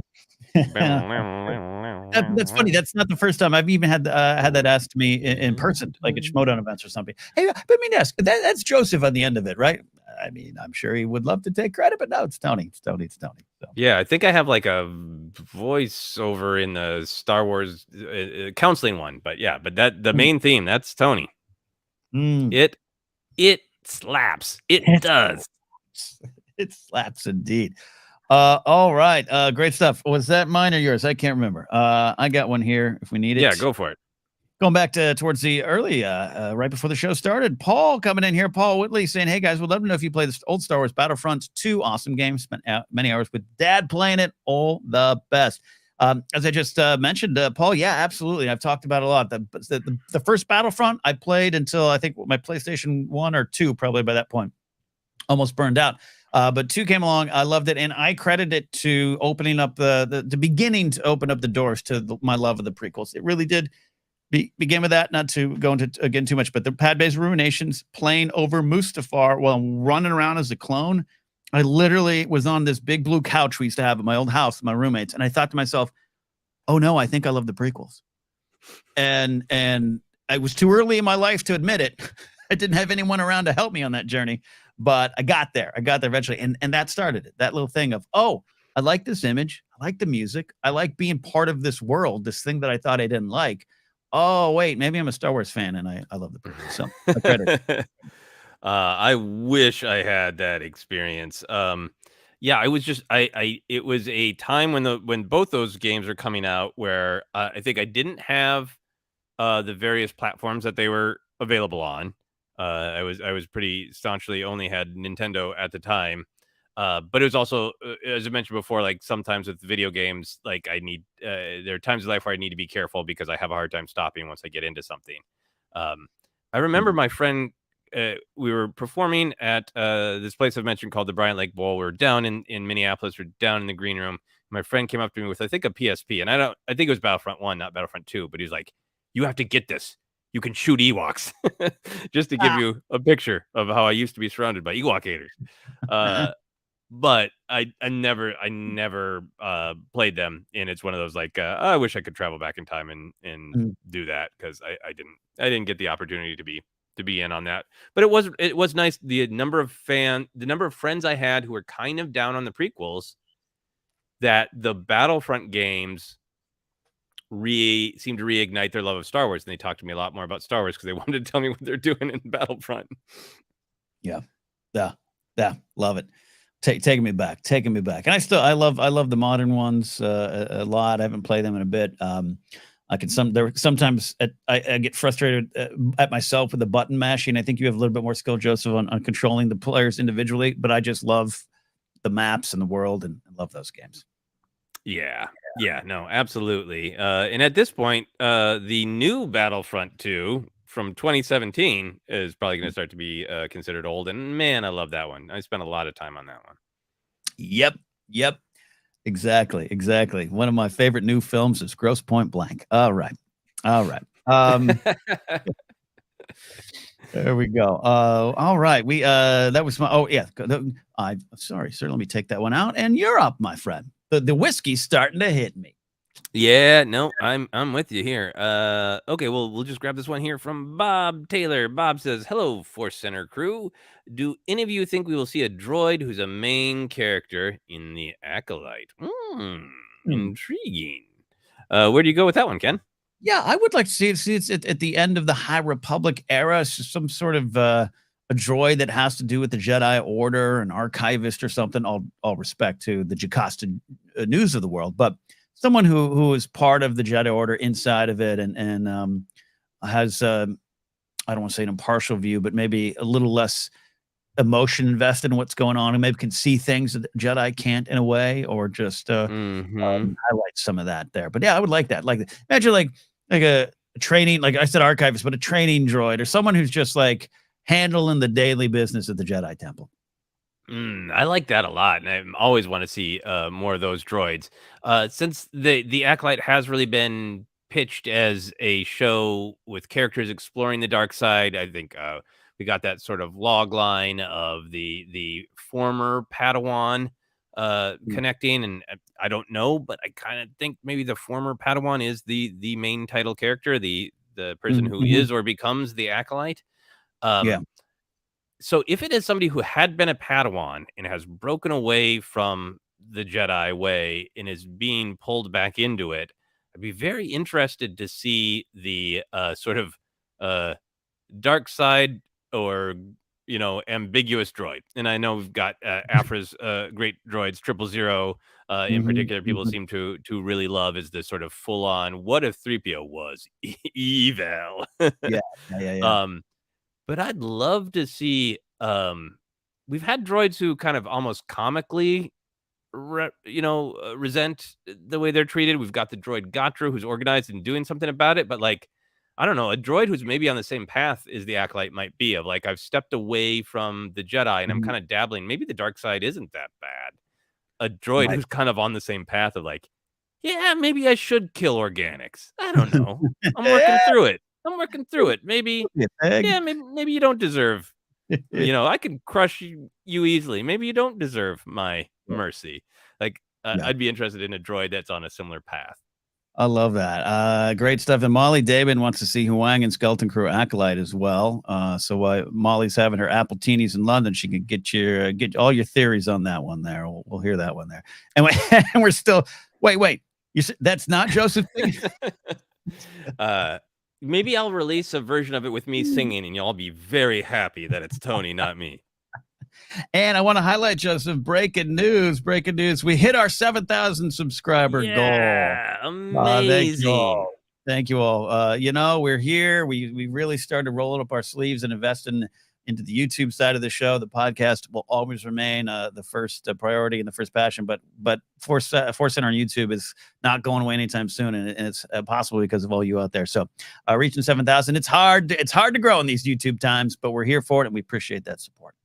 Yeah, absolutely. Yeah, thank you for all the YouTube support. We've got a couple things up recently. We got the couple new essays. You got your great Jar Jar one, the tribute to Tech, which was really, really fun to record. Yeah, and I changed. I used to have this Jar Jar and the Queen, and after talking with Alex Damon, he says you probably needed red lasers coming out of Jar Jar's eye and your thumb. So now I've called it Why This Jar Jar Scene Matters, but it's about Padme and the Queen, Padme the Queen and Jar Jar there. So yeah. And more on the way. We're cooking up a lot of stuff, so it's been fun. Got a short coming out tomorrow, and I got a short I got to make too. I got a homework assignment for myself. Yeah, tons of exciting stuff. Ken, it's your turn for a question, but I do just want to pop up. We've got a couple of nice, great, super chats that are just saying nice things. So we want to be sure to share those. Joel Ramirez says, "And how are we doing, gents? Hope everyone's having a good weekend. And cheers for the Ewoks." Cheers to you, Joel. Thank you very much for the kind super chat and the kind support. Thank you so much. Absolutely. And going to this one here, we got Joel Niklasen checking in with a wonderful donation. Lurker fan since 2015 from Sweden. We love the lurkers here, but come on out into the light and hang out with us. During the First Order era, did Snoke have a timestamp sheet on Exegol, or did he make regular Skype calls to Palpatine with Snoke micromanaged or have free reign? I love these kind of questions. They're half robot chicken and all head canon, and they're fun to play along with. And I'm here for this one here, Joseph. Where do you go with that one? The big question is, was Snoke just some guy that Palpatine kind of moved in on, or literally was he created in a test tube, maybe on Navarro in the beginning? We might find out. Where do you go with this question? Here's a little bit of my Snoke headcanon. I think the Emperor is hanging there in rotting clone after rotting clone. He's not having any success, making the clone he wants for himself. Ben Solo's born, and it echoes out through the Force, and he's like, and then he's like, hey, I tried to turn 2 Skywalkers. One, Anakin, I worked him for so long. And then the other one I tried to turn real quick in like 5 minutes. And I got thrown down the shaft. Like, I can get a Skywalker, but I got to work him for a long time. Like, I can't. To me, that's the birth of Snoke. Whether Snoke is somebody who existed and then became a clone, whether Snoke was just created as a clone, the entire point of Snoke is a sympathetic ear for Ben Solo to just question the things he's being told. And I'm still up in the air about questions. Doing my own research. Just to ask, shouldn't we light side, dark side? Aren't they both got points? That to me is like, I'm so interested in that because to me that's the point of Snoke. He's the face of the First Order. He functions that way too. But But the question whether like Snoke's sitting there in that gold robe in The Last Jedi, if he's literally like a meat puppet. And Palpatine, every word that comes out of his mouth is Palpatine's, or if Snoke is entirely unaware that he's a puppet, thinks he's got his entirely own agenda, or if Snoke is aware I'm a clone and I am saying I'm the leader of all this, but I know my master is Palpatine.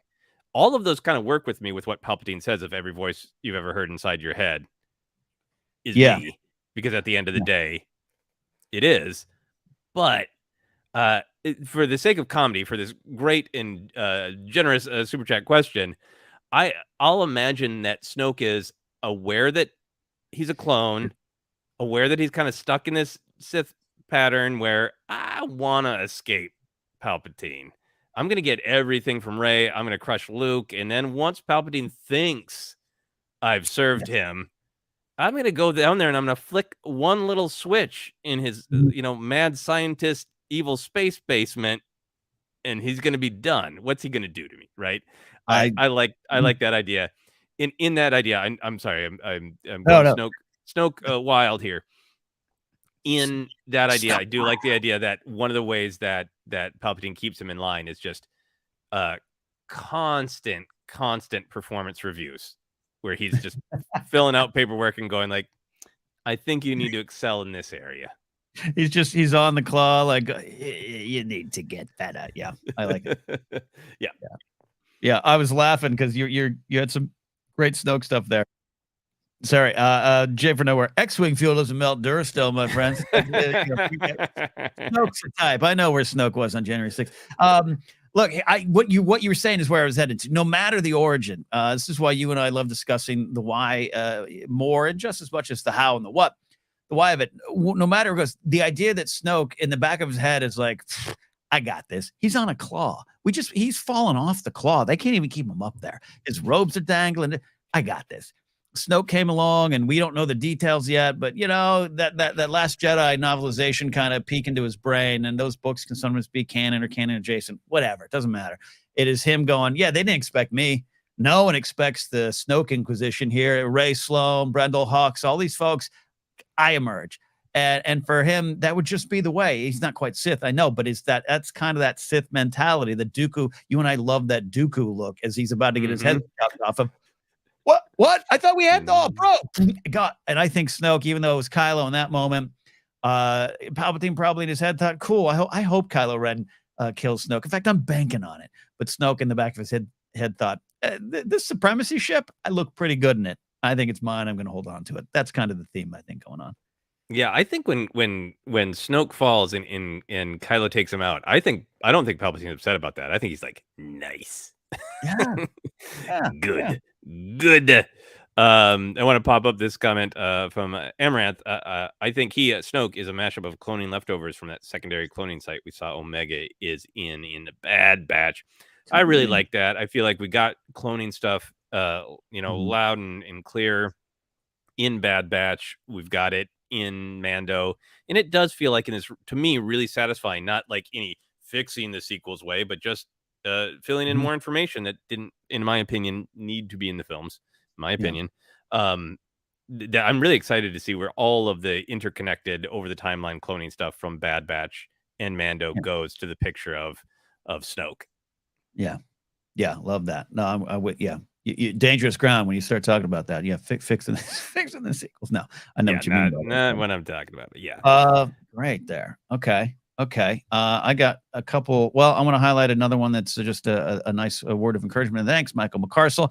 I call him Detective McCarcel over on Pop Rock and Radio. No question. Just grateful to have the whole ForceCenter crew here while I study. Thanks for everything you all do. Yeah, for those who are just joining now, we'll announce some of the things we were talking about earlier, but also Jennifer Landa was able to join us for the first 30 minutes, and it was a ton of fun.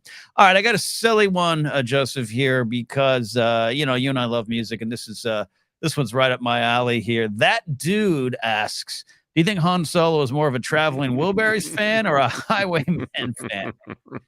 He's a Wilbury, man. Solo's going to the end of the line, and you got to handle him with care. And, you can break his heart. He's going to sing congratulations to you.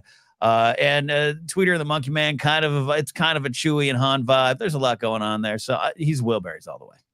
I think this is the weirdest thing I've ever said. I think Han Solo is to Luke Skywalker is Bob Dylan is to Tom Petty. I think, the Traveling Wilburys are like, there's even the funny memes about, like, in the grand scheme of things, they weren't that old, but I remember as they came out, it was like, hey, they've come out of their coffins, ancient and creaking, to come together. And Tom Petty was like, aren't you like 24? But you kind of got a vibe that you're ancient and creaking, even in 1989 or whenever that was. You're so right.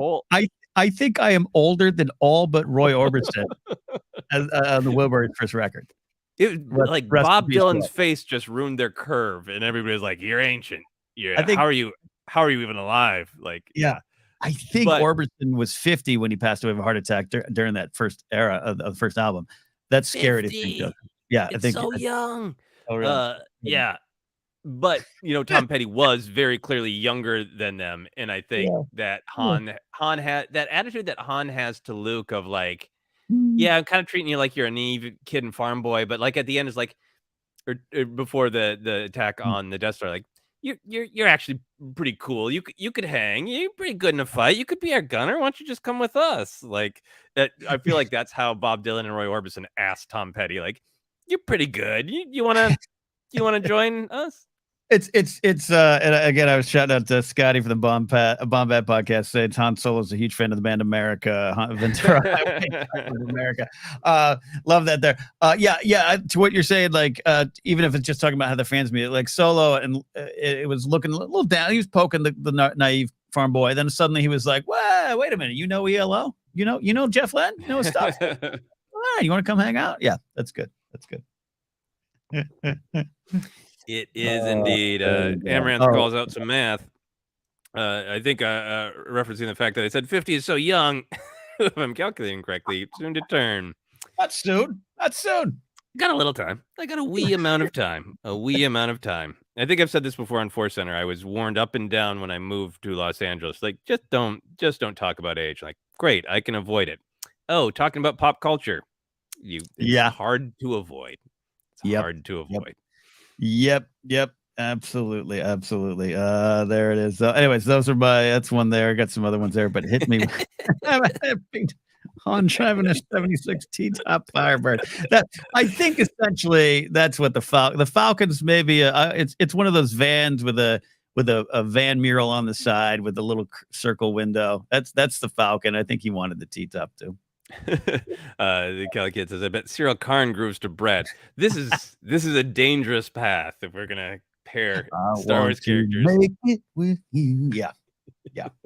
I think Cyril Karn only likes like weird heavy metal versions of Schoolhouse Rock, like heavy angry music that lists rules. I think that's Cyril Karn's jam.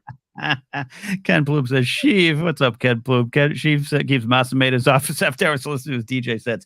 And listen to this beat. It's going to drop. Mas, what do you think of it? I spin it without touching it. He uses the Force to scratch records. That's awesome. There you go. Brian Ward's right. Han Solo listened to music on the AM radio back in the day. Oh, yeah. Easy listening. Radio easy listening. And Amaranth shares. I only remember because I think we're the same age. Yeah, exactly. Right. Thank you.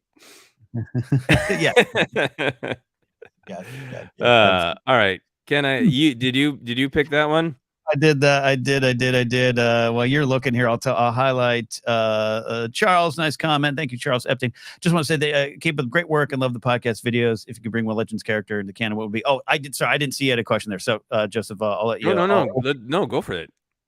If you could bring one Legends character into canon, who would it be? That's and I'm going to pair it with Ken's question. Which character specific to Shadows of the Empire would you like to return and why? If you want to go that direction too. Legend stuff is a weakness of mine, though I do celebrate what they represent. I always go to Talon Card. I know I've seen a lot of talk lately of Winter, Leia's assistant. That could work, especially if you continue with some Leia storytelling. I would absolutely. I think it is a missed opportunity if they don't do a Vivian Lyra Blair led Young Leia series in a couple years. I really do. I hate to be that pounding on my desk like Khrushchev with a shoe, but you have an opportunity with this great performer that brought life to that character. I think I just aged myself with the Khrushchev banging a shoe on. You were alive then, right? I wasn't. But yeah, so I go with Talon Card. I do love Talon Card from the Heir of the Empire series. Shadows of the Empire, as everyone knows, Dash Rendar and I don't get along. So it's been a while, but just the Black Sun, everyone kind of appearing, it's kind of fun too as well. So I don't know if you have any thoughts on Shadows too, but I wanted to throw that up there. Yeah, the trash piles from the IG-88 level of the video game. No, actually, I really like the way that they have incorporated the Black Sun into canon, and I think Prince Zizor would be really interesting. I mean, this is getting. I don't have anywhere near the deep bench of knowledge that other people do have for Legends, but I think they've introduced a lot of fun characters. Obviously Thrawn and Scorch and all sorts of great characters. So I would definitely. I know it would be really complex and difficult, but I would be interested in Mara Jade. To me, it's like the ultimate challenge. I don't think she necessarily fits into modern canon in the same way. And I know people who absolutely love her and love her story might have a really hard time with reinterpreting her. But I think somebody who fits a little bit into that she's kind of an early version of Inquisitors, right? Of Yes. being trained to be this hand of the Emperor, but then chooses a different path. I think taking the things that people loved about that character and interpreting her into canon would be sort of that ultimate challenge of can we respect legends and say those stories are never going anywhere, and if you love the character exactly as the character is, there you go. But also we can interpret this character. I think she's the big frontier in that. Yeah, I'm willing to take that swing through it. I've said before over the years, Mara Jade, I wouldn't say one of my favorite characters either, but man, she does represent a very important era of Star Wars for a lot of different people who got to experience Star Wars through her as a favorite character, and I always will love and respect that. So, but I'll also, to your point, that makes people pretty passionate about the character. Very much understand that. So I'd be up for what you're talking about. Yeah, and I understand, especially, she was around when there weren't as many women characters. So like I would want it treated with, the utmost respect. Greer Galloway also brings up a point I really like. It's been said many times before, but Dash Rendar would have worked perfectly in that Toro Calican type role. My wife and I are doing the Mandalorian rewatch. I know some people really don't like Toro Calican. I think some people love to not like Toro Calican. He's perfect because he's not supposed to be. He's not supposed to be good, in my opinion. He's supposed to be all lousy little bleeper, and he is. So I don't want. I think that same sort of like I'm a hot shot, like more accomplished than Toro. Like if Toro made it in the Bounty Hunter Guild, or made it as a scoundrel and still had that like look at me, everybody attitude. Yeah, we could apply that to Dash Rendar. Yeah, look, and Joseph's not picking a fight with me here. We're not having a bar fight. I'm still on a Toro. I just rewatched the episode. I don't dislike it. I at times thought I maybe did back in the day, but the Tusken stuff alone is valuable to me, to the Star Wars story, and the stuff with Fennec's great. So I do love the episode. I also love the return to Mos Eisley, what it looked like, and what it felt like, and all the stuff going on there right now. I think that's important to the overall picture. Jake Cannavale did a great job making Toro really annoying and rooting against him. That's what I'll say, and that's where I'm at the character as of a week ago when I watched it. I just think it's really great because I think those couple episodes, like chapter 4 is what his life could be if he just settled down and was not a Mandalorian, but a father and maybe a special friend to O'Mara. And then 5 and 6, Gunslinger and the Prisoner is like the worst of what it is to be a bounty hunter. Either a cocky little bleep who thinks everything is about ego, or this reflection of his past in the Prisoner of kind of not caring about other people and considering, shooting people target practice. Those two work really together. This is who I don't want to be anymore. And Toro really holds that up of like, who wants to be Toro? And you're so right about what those particular episodes that swing through, and all leading to the wonderful chapter 6, which I like more and more. And it's a great episode. I loved it then. I just it didn't hit me as hard as it does now. Just on the rewatch, just him literally Mando becoming this horror monster, destroying parts of his past and separating after that journey you're talking about. That's why I love engaging with the theme. So even if there's parts or there's an entire episode that you struggle with, which some of 5 in season 1 is that for me, you still engage with the themes and what they're talking about, and it can find you. And that's a great important run. Oh, I have not picked up on this. Spooky Marriott says, quoting Dave Filoni from the Mando season 1 art book, Toro knows the old Star Wars films but doesn't understand them. that is amazing. I think I missed that too. That's absolutely true. Hey. Yep.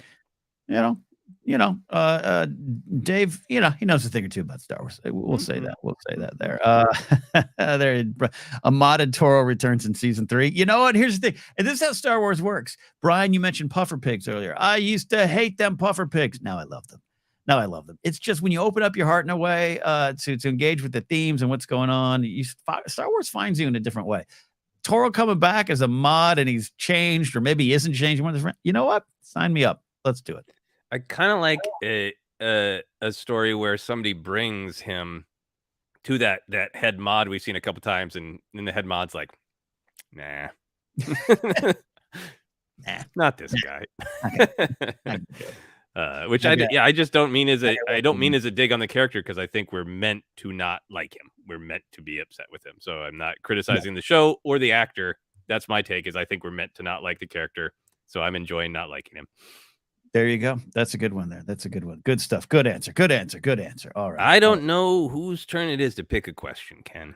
All right. Tell you what, I've been wanting to get this one because she's such a vibrant part of our chats, not just in live stream, but on our posted videos. Amaranth checking in here with a wonderful $11.38. Reference to some work George has done, I think. Going to LA for work, never been, and may not again. Hey, Amaranth, you gotta give us a chance out here. Worth going to Disneyland by myself. I'm only into Star Wars and can't justify building a takeaway like a lightsaber. Also, pretty introverted. Fair. I have my, despite being a comic and appearing podcast, there's times I don't want to leave my house or talk to people forever. So yes, I get it. Wow. Joseph, what do you think? You've been to Disneyland more recently than me. Mm-hmm. Yeah, no. And I've been in California my whole life. So LA has a different view. You moved here about 10 years ago. You've been here a bit, but you have a different view on LA even. Yeah, and in Disney, like I've said before, Disneyland used to be like, I understand it's a real place like the moon, but can I go there? It was so far away when I grew up in Minnesota. And I think I've been there now about 4 or 5 times. And the last time was to kind of guide my in-laws. So I really had to be like the one who's like, I know where we're going. I have a map. I know how to work the app, all that stuff. I would, and for myself, like I can be very extroverted when I want to be, obviously. And then there are times where I'm introverted. Sometimes I like going to movies alone.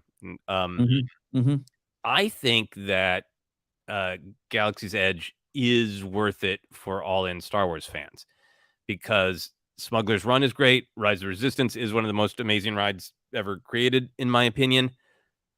But the thing about it is, a part of the magic is just getting to pretend you're in Star Wars. They just do such a great job of just immersing you, and it just feels day to day.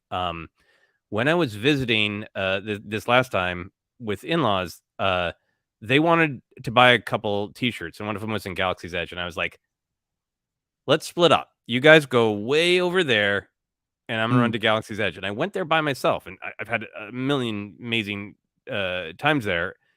But it was so amazing to just like, I literally went through Galaxy's Edge of just like I'm shopping. Like I've got a thing to buy, and I'm eating some Dole Whip while I'm here.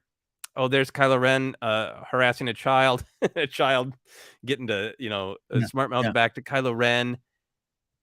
And it's just amazing to be in the space. I don't want to spoil anything, but there's great work gone into the transition physically and orally hearing as you transition, and you truly do step into a galaxy far, far away. And even if you're like, I don't want to do a ride, I'll try to get into the cantina, sit and eat. To me, it's worth it to just feel that experience of being in the galaxy far, far away. Yeah, I absolutely agree with that. And what I would say, Amaranth, a good spot. It sounds like I'm pushing our Discord on you. Get into the Discord. I know you've talked about maybe not sure if you want to get in there. Get in there, and there's a section to celebrate and talk about Galaxy's Edge. But you have a lot of people in chat. Our friend Brian BC Tiller just went there this past week and was posting pictures, who can walk you through it. And I don't know if that would help you as an introverted person that maybe has. I don't know if I can handle this, or what do I do? What makes you comfortable in that situation? You have some people who will walk you step by step on here's some advice. Here's what to do. We all have us longtime Disneyland. Like I was texting Joseph, don't forget to go to the churro cart by the Haunted Mansion, because that's the best churro. And you did. And you might find some really warm-hearted ForceCenter friends that can help you through that. And I think what Joseph's saying is 100% true. The Imagineers, Disney, there's a reason they're the top of the game, and it doesn't mean they're a perfect company and that we support all the decisions up top to bottom. But as far as the theme park, as far as old Grandpa Walt's original vision, you truly do walk into a different world. And as a Star Wars fan, I had tears in my eyes and immediately wanted to start to talk to cast members in character. And that's not something I do. That's the introverted part comes out in that. I don't do that. I don't do street comedy, man on the street stuff. It's very uncomfortable for me. But I wanted to be like, bright suns. Anyone? The magic finds you. The magic absolutely finds you. I'll say two other things real quick. Just one actual recommendation. Since everything is set up that Black Spire Outpost is this trading outpost. That's how they sell stuff, and those shops are really fun because they're kind of in universe. But I bought something at the creature stall, which is stuffed animals, and I saw they had this pamphlet called Bina's Guide to Batu, and I was like, "Can I take this?" And they're like, "It's for younglings," and I was like, "I know, I don't care." But like, it's this Young Jedi Adventures. What are you talking about? Yeah, what are you talking about? It's just like it's meant for kids. It's an activity guide to find all the ways the animals are represented, creatures and beasts are represented. And even that seems like that would be, I flip through it and be like, what have I missed?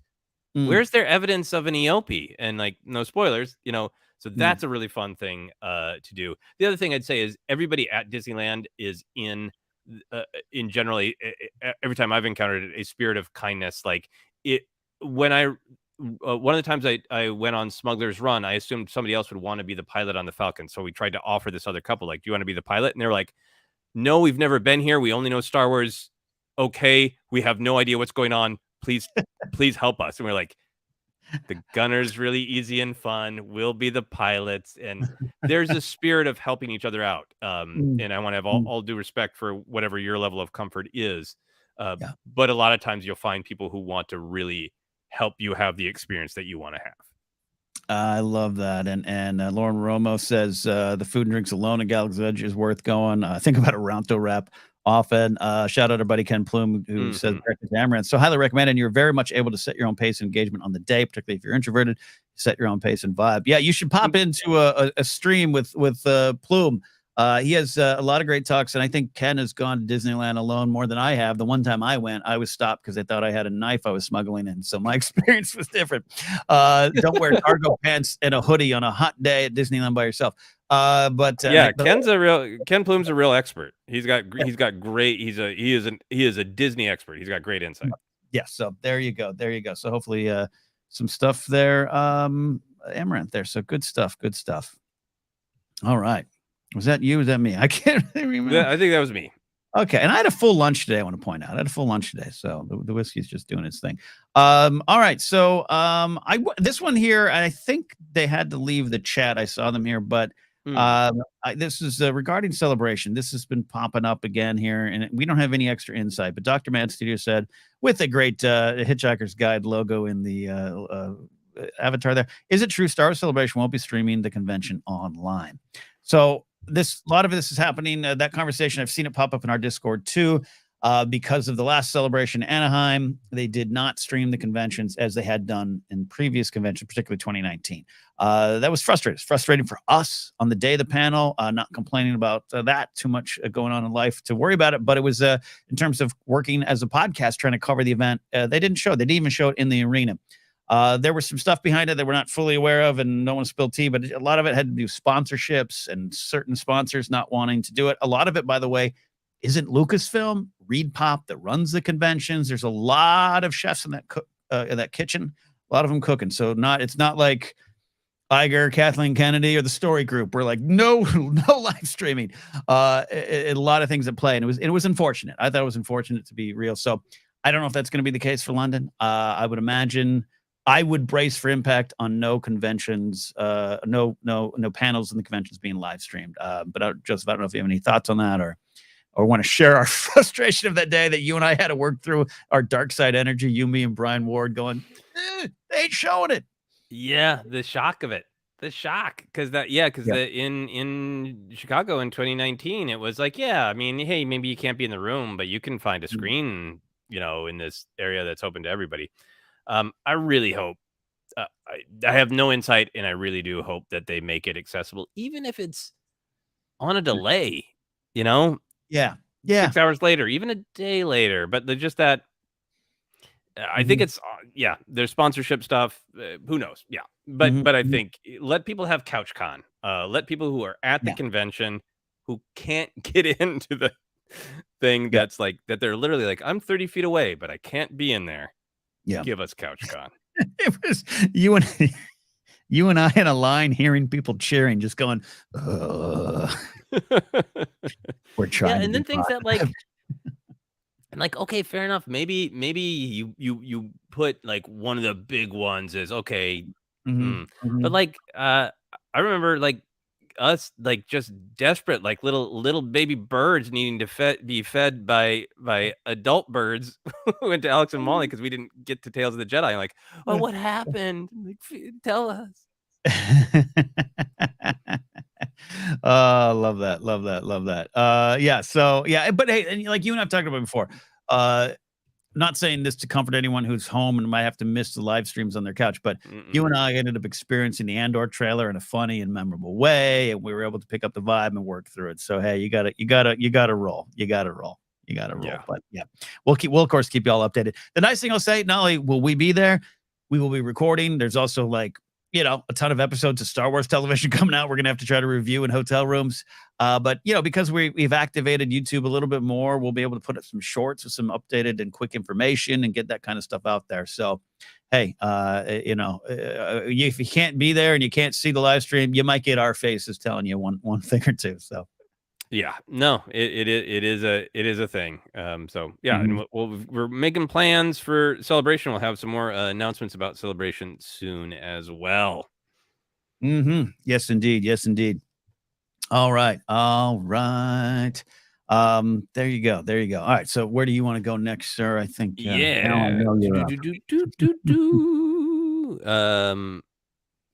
Oh, here's a good one here from Ronell Skies. Thank you very much for the kind super chat. Been a fan of you guys since 2018. So great to see Jen with you guys. Do you think we will see any surprise character appearances in the season of Mando? Any guesses? Thanks, Ronell. Ronell. I have here. This is the last couple day one, Joseph. This is I've decided to manifest this. All right. I'm engaged to a witch. She tells me to manifest and light candles often. And I'm trying to follow her lead here. Right. Okay. I'm going to believe that Kira shows up at some point. And I've been following the comics lightly. I know Crimson Reign. I don't know. Maybe there's an ending that I'm not aware of. I think because I was watching the Book of Boba Fett again, watch chapter 3, and remember the Kira hype. A lot of people thought, and there's even like the twins show up and are like, hey, this area was promised to someone else. Boba Fett's like, who? And there's like 2 seconds, we're all like, Kira? And it didn't happen. And you and I don't often watch Star Wars in that way, waiting for a checklist or an Easter egg type of thing or a cameo.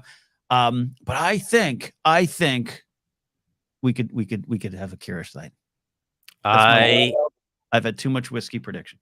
I am almost done with my giant chocolate imperial stout beer called Death by Chocolate. And I have had no lunch whatsoever. Nothing in the comics rules it out yet. Yes, I'm not caught up on Crimson Reign either, but I love Crimson Dawn. I was going to say Crimson First One. I love Crimson First One. Haven't read Crimson Second One yet. Hoping for Crimson Third One. Ken, I'm going to go with you on manifesting it. I am going to set up a circle of candles and then add the extra line for the Q of Kira. I don't know that we're gonna get, I'd still want, Kira versus Maul, Crimson Crimson Control, whatever you want to call it. Kira versus Maul, X versus Zephyr. Yeah. Kira v Maul Dawn of Crimson. That doesn't quite work. Yeah. I love the character. I love the performer. So I would absolutely love that. You know what I'm going to go with is Quinlan Vos. That's a great one. I really want Quinlan Vos in live action. I've said it before. I think there's some real great opportunities with representation. I think he's one of the Jedi that really stands out in the Clone Wars era of saying like, hey, they're all individuals. And it's not that he isn't a serious person. He just expresses himself this way. His role in the Dark Disciple book is so powerful. We know he survived and confirmed in the comics and Kenobi that he survived at least for a while. I don't need it to be a known Jedi who rescued Grogu, but I'm also fine with it. But the reason I say Quinlan Vos is in the trailer, I think we're clearly going to see Grogu work through his trauma and have had enough training from Luke that he knows I can't just block that off. I need to rip the Band-Aid off. That's what Daddy's doing this whole journey. he's dealing with his stuff. I got to do that too. So I feel like it might lead us to a story where we might see, even in a flashback, who rescued Grogu. And like I said, I don't need it to be a known Jedi, but I'd be up for Quinlan. I love that. I love that. Quinlan's a very intriguing character. And I love the story too, from background player and Phantom Menace to comics and legends to now. Other answers in chat. I love Lore Santeca from Brian Ward. He also suggested he's got the candle, the manifestation candles there. Lore Santeca, and he also said Dexter. Ray Kenobi asking Hondo. Aaron Mote saying Figrin Dan coming back. Survived the sanctuary explosion. And Real Red 5 and Adult Omega. The Omega question is something we might need to just get to eventually too there. So some great backup answers. And I'm going to submit one backup choice, Joseph, and a chance to plug something else here. I believe that the Time Grappler will show back up as I try to focus on that fig there. There we go. This is a custom Time Grappler figure made from ForceCenter friend Will Dixon. I think they return to Ferrex at some point, and the Time Grappler is there, and we get to see his magic, and he talks to Din and points Din in the right direction, just goes gong, gong, gong, and Din goes to where he needs to go. I love that. And Din looks at the big piece of metal that he bangs on. He's like, is that Beskar? He's really angry about it. And Din's like, wait, are you Mandalorian? PLD says Lux Bonteri. I got a summoning circle for Lux in the Ahsoka show, even if it's just a flashback. Lux is significant to her journey. He is, and make me think of the Christy Golden Battlefront 2 novel. Absolutely, that's a good one. Ken, how would you feel about an absolute first here on ForceCenter Q&A? How would you feel if you made yourself the only person on screen while I went and used the bathroom? A ForceCenter first indeed. Here we go. I will go to Solo Leia. Yes. So there we go. And now you can truly ask me anything here on ForceCenter until Joseph comes back. But yeah, I do want to shout out again. Will Dixon made these, and Joseph and Jennifer have their own. And it's one of those things. It's like back in the day, I think this would have been one of the figures that we got without a doubt. When Star Wars was just full of everything there. So I love that. Ken Plume had a good follow-up here. We keep saying Grogu was rescued, but is there anything and how Grogu was turned into Mando that shows at a time he was rescued? Seems he's been a pawn for many years. Yeah, I think there's some really weight behind that thought there, Ken, because even when you go back and look at Ahsoka talking to Din on Corvus, there's a lot of darkness during that time, and rescued is it's a very general term for it. I'm with you on that. We could get a little bit more. We could taken. I forget the exact terminology. I just watched it last week, but it's not. She doesn't say stolen. She doesn't say taken. She doesn't necessarily suggest it was only a rescue. But I think we all love the character so much that I think you want it to be a good escape from the temple, but it doesn't necessarily mean. I am fascinated by that story. The how and the what does intrigue me about how he got from the Jedi Temple to where he was just sitting out there on Arvala 7, essentially in a pile. So I think it could be there. There we go. Jude Law is Lux. Oh, that's a good one there, Mike. I love that there. All right, Joseph is back. Let's do that one there. I never liked that close-up shot. All right. Oh, I'm so sorry. Got back just in time for Jude Law's Lux. Yeah, sure. Why not? Mr. Jackson McClunky here, late to the party, pal. I prefer to y'all know you're here just in time. So yeah, just we're doing a follow-up there too. Our buddy Ken brings up the idea. You and I have talked about this before too. I think even off air, we keep saying Grogu was rescued, but that doesn't necessarily mean that's the case. And even some of the stuff Ahsoka says highlights that there was some darkness, some repressed memories. That's why we don't necessarily know, and we're piecing it together slowly. So Voss rescuing him, even if it's not a rescue, but it's traumatic enough where it is an escape more than hey, come with me if you want to live, but more of a bleep, we got to get out of here. there's to me there is darkness attached to that moment for sure. Yeah, no, I really agree with this. I just watched The Jedi last night. I think to me, the way I interpret it, the way Ahsoka says it, is it's clear that someone rescued him from the temple, rescued him from Order 66. And then which is a great point, because it isn't like, if somebody we like is an audience and has, good intentions, like Quinlan Voss got him out of the temple, then I think they lost him real quick, right?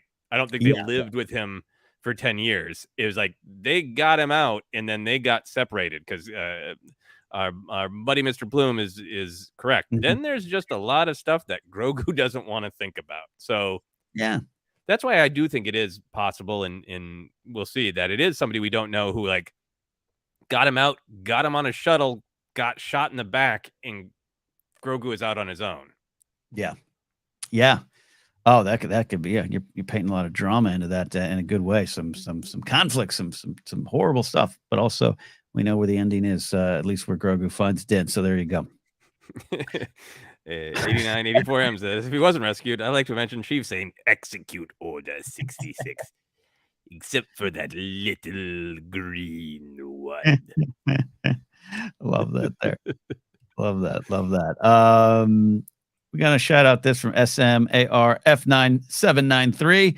I really love everything y'all been doing. Appreciate all hard work and content you put out. Thanks for being such a great ambassador for Star Wars. And soon, Indy. Yeah, to remix for those who might have joined a little bit late, getting off work or something. We have announced on Patreon first and then to the public after Dial of Destiny. We are going to be doing Other Center, Indiana Jones and the Perilous podcast. So go back and catch up with that. We'll also put a tweet out and all that good stuff. So thank you for that nice sentiment there. We appreciate that.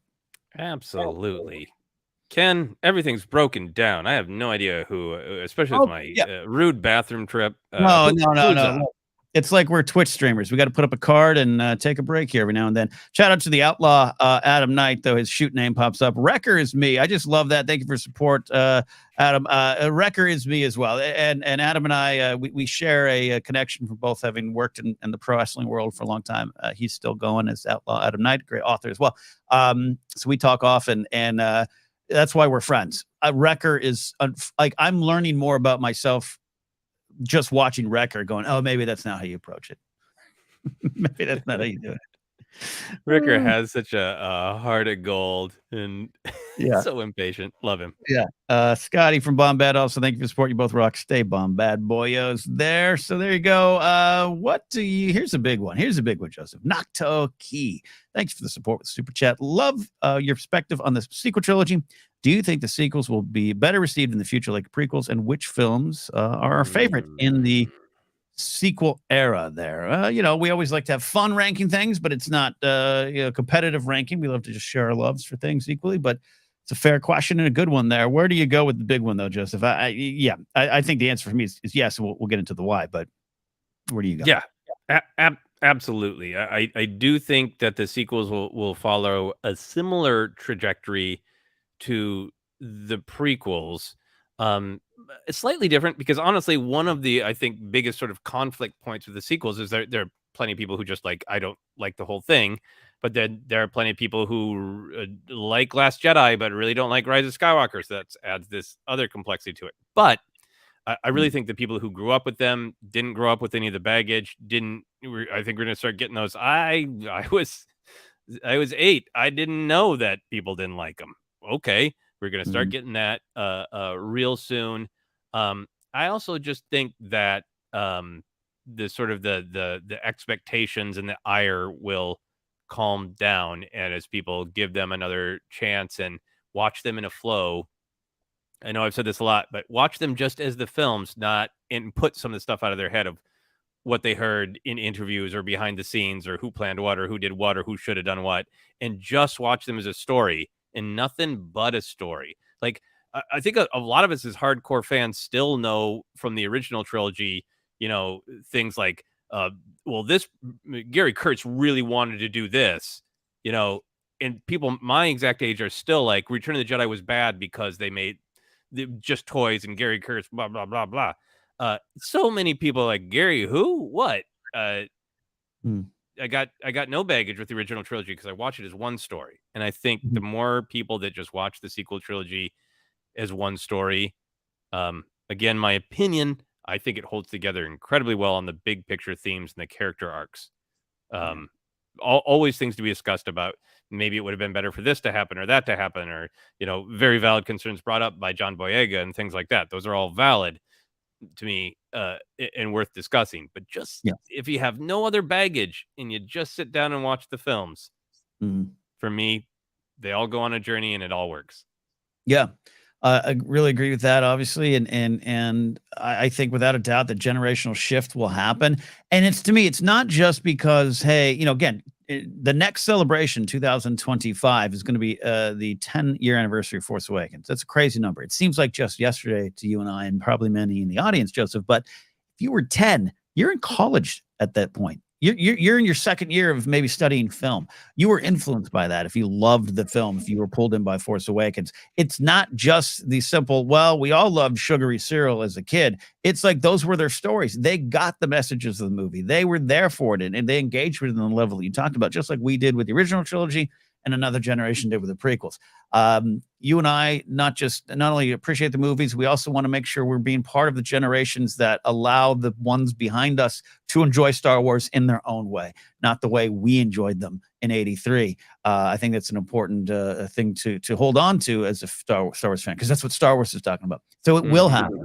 And it's, I really get Three Whiskeys grumpy at, the idea of Babu Frick and his friends showing up in Mando. And I've already seen some journalist types at the time of that reveal, and even now, the sequel rehabilitation's happening.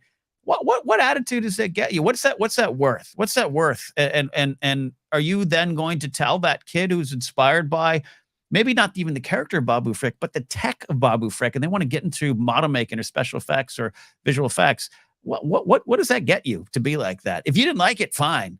No problem. There's what ifs for days in the sequel trilogies, just like all of them. What if Han had died in Jedi? What if Boba Fett was featured more in Jedi? What if we had gone to Vader's castle or Palpatine's lair in Empire? There's all these wonderful what ifs.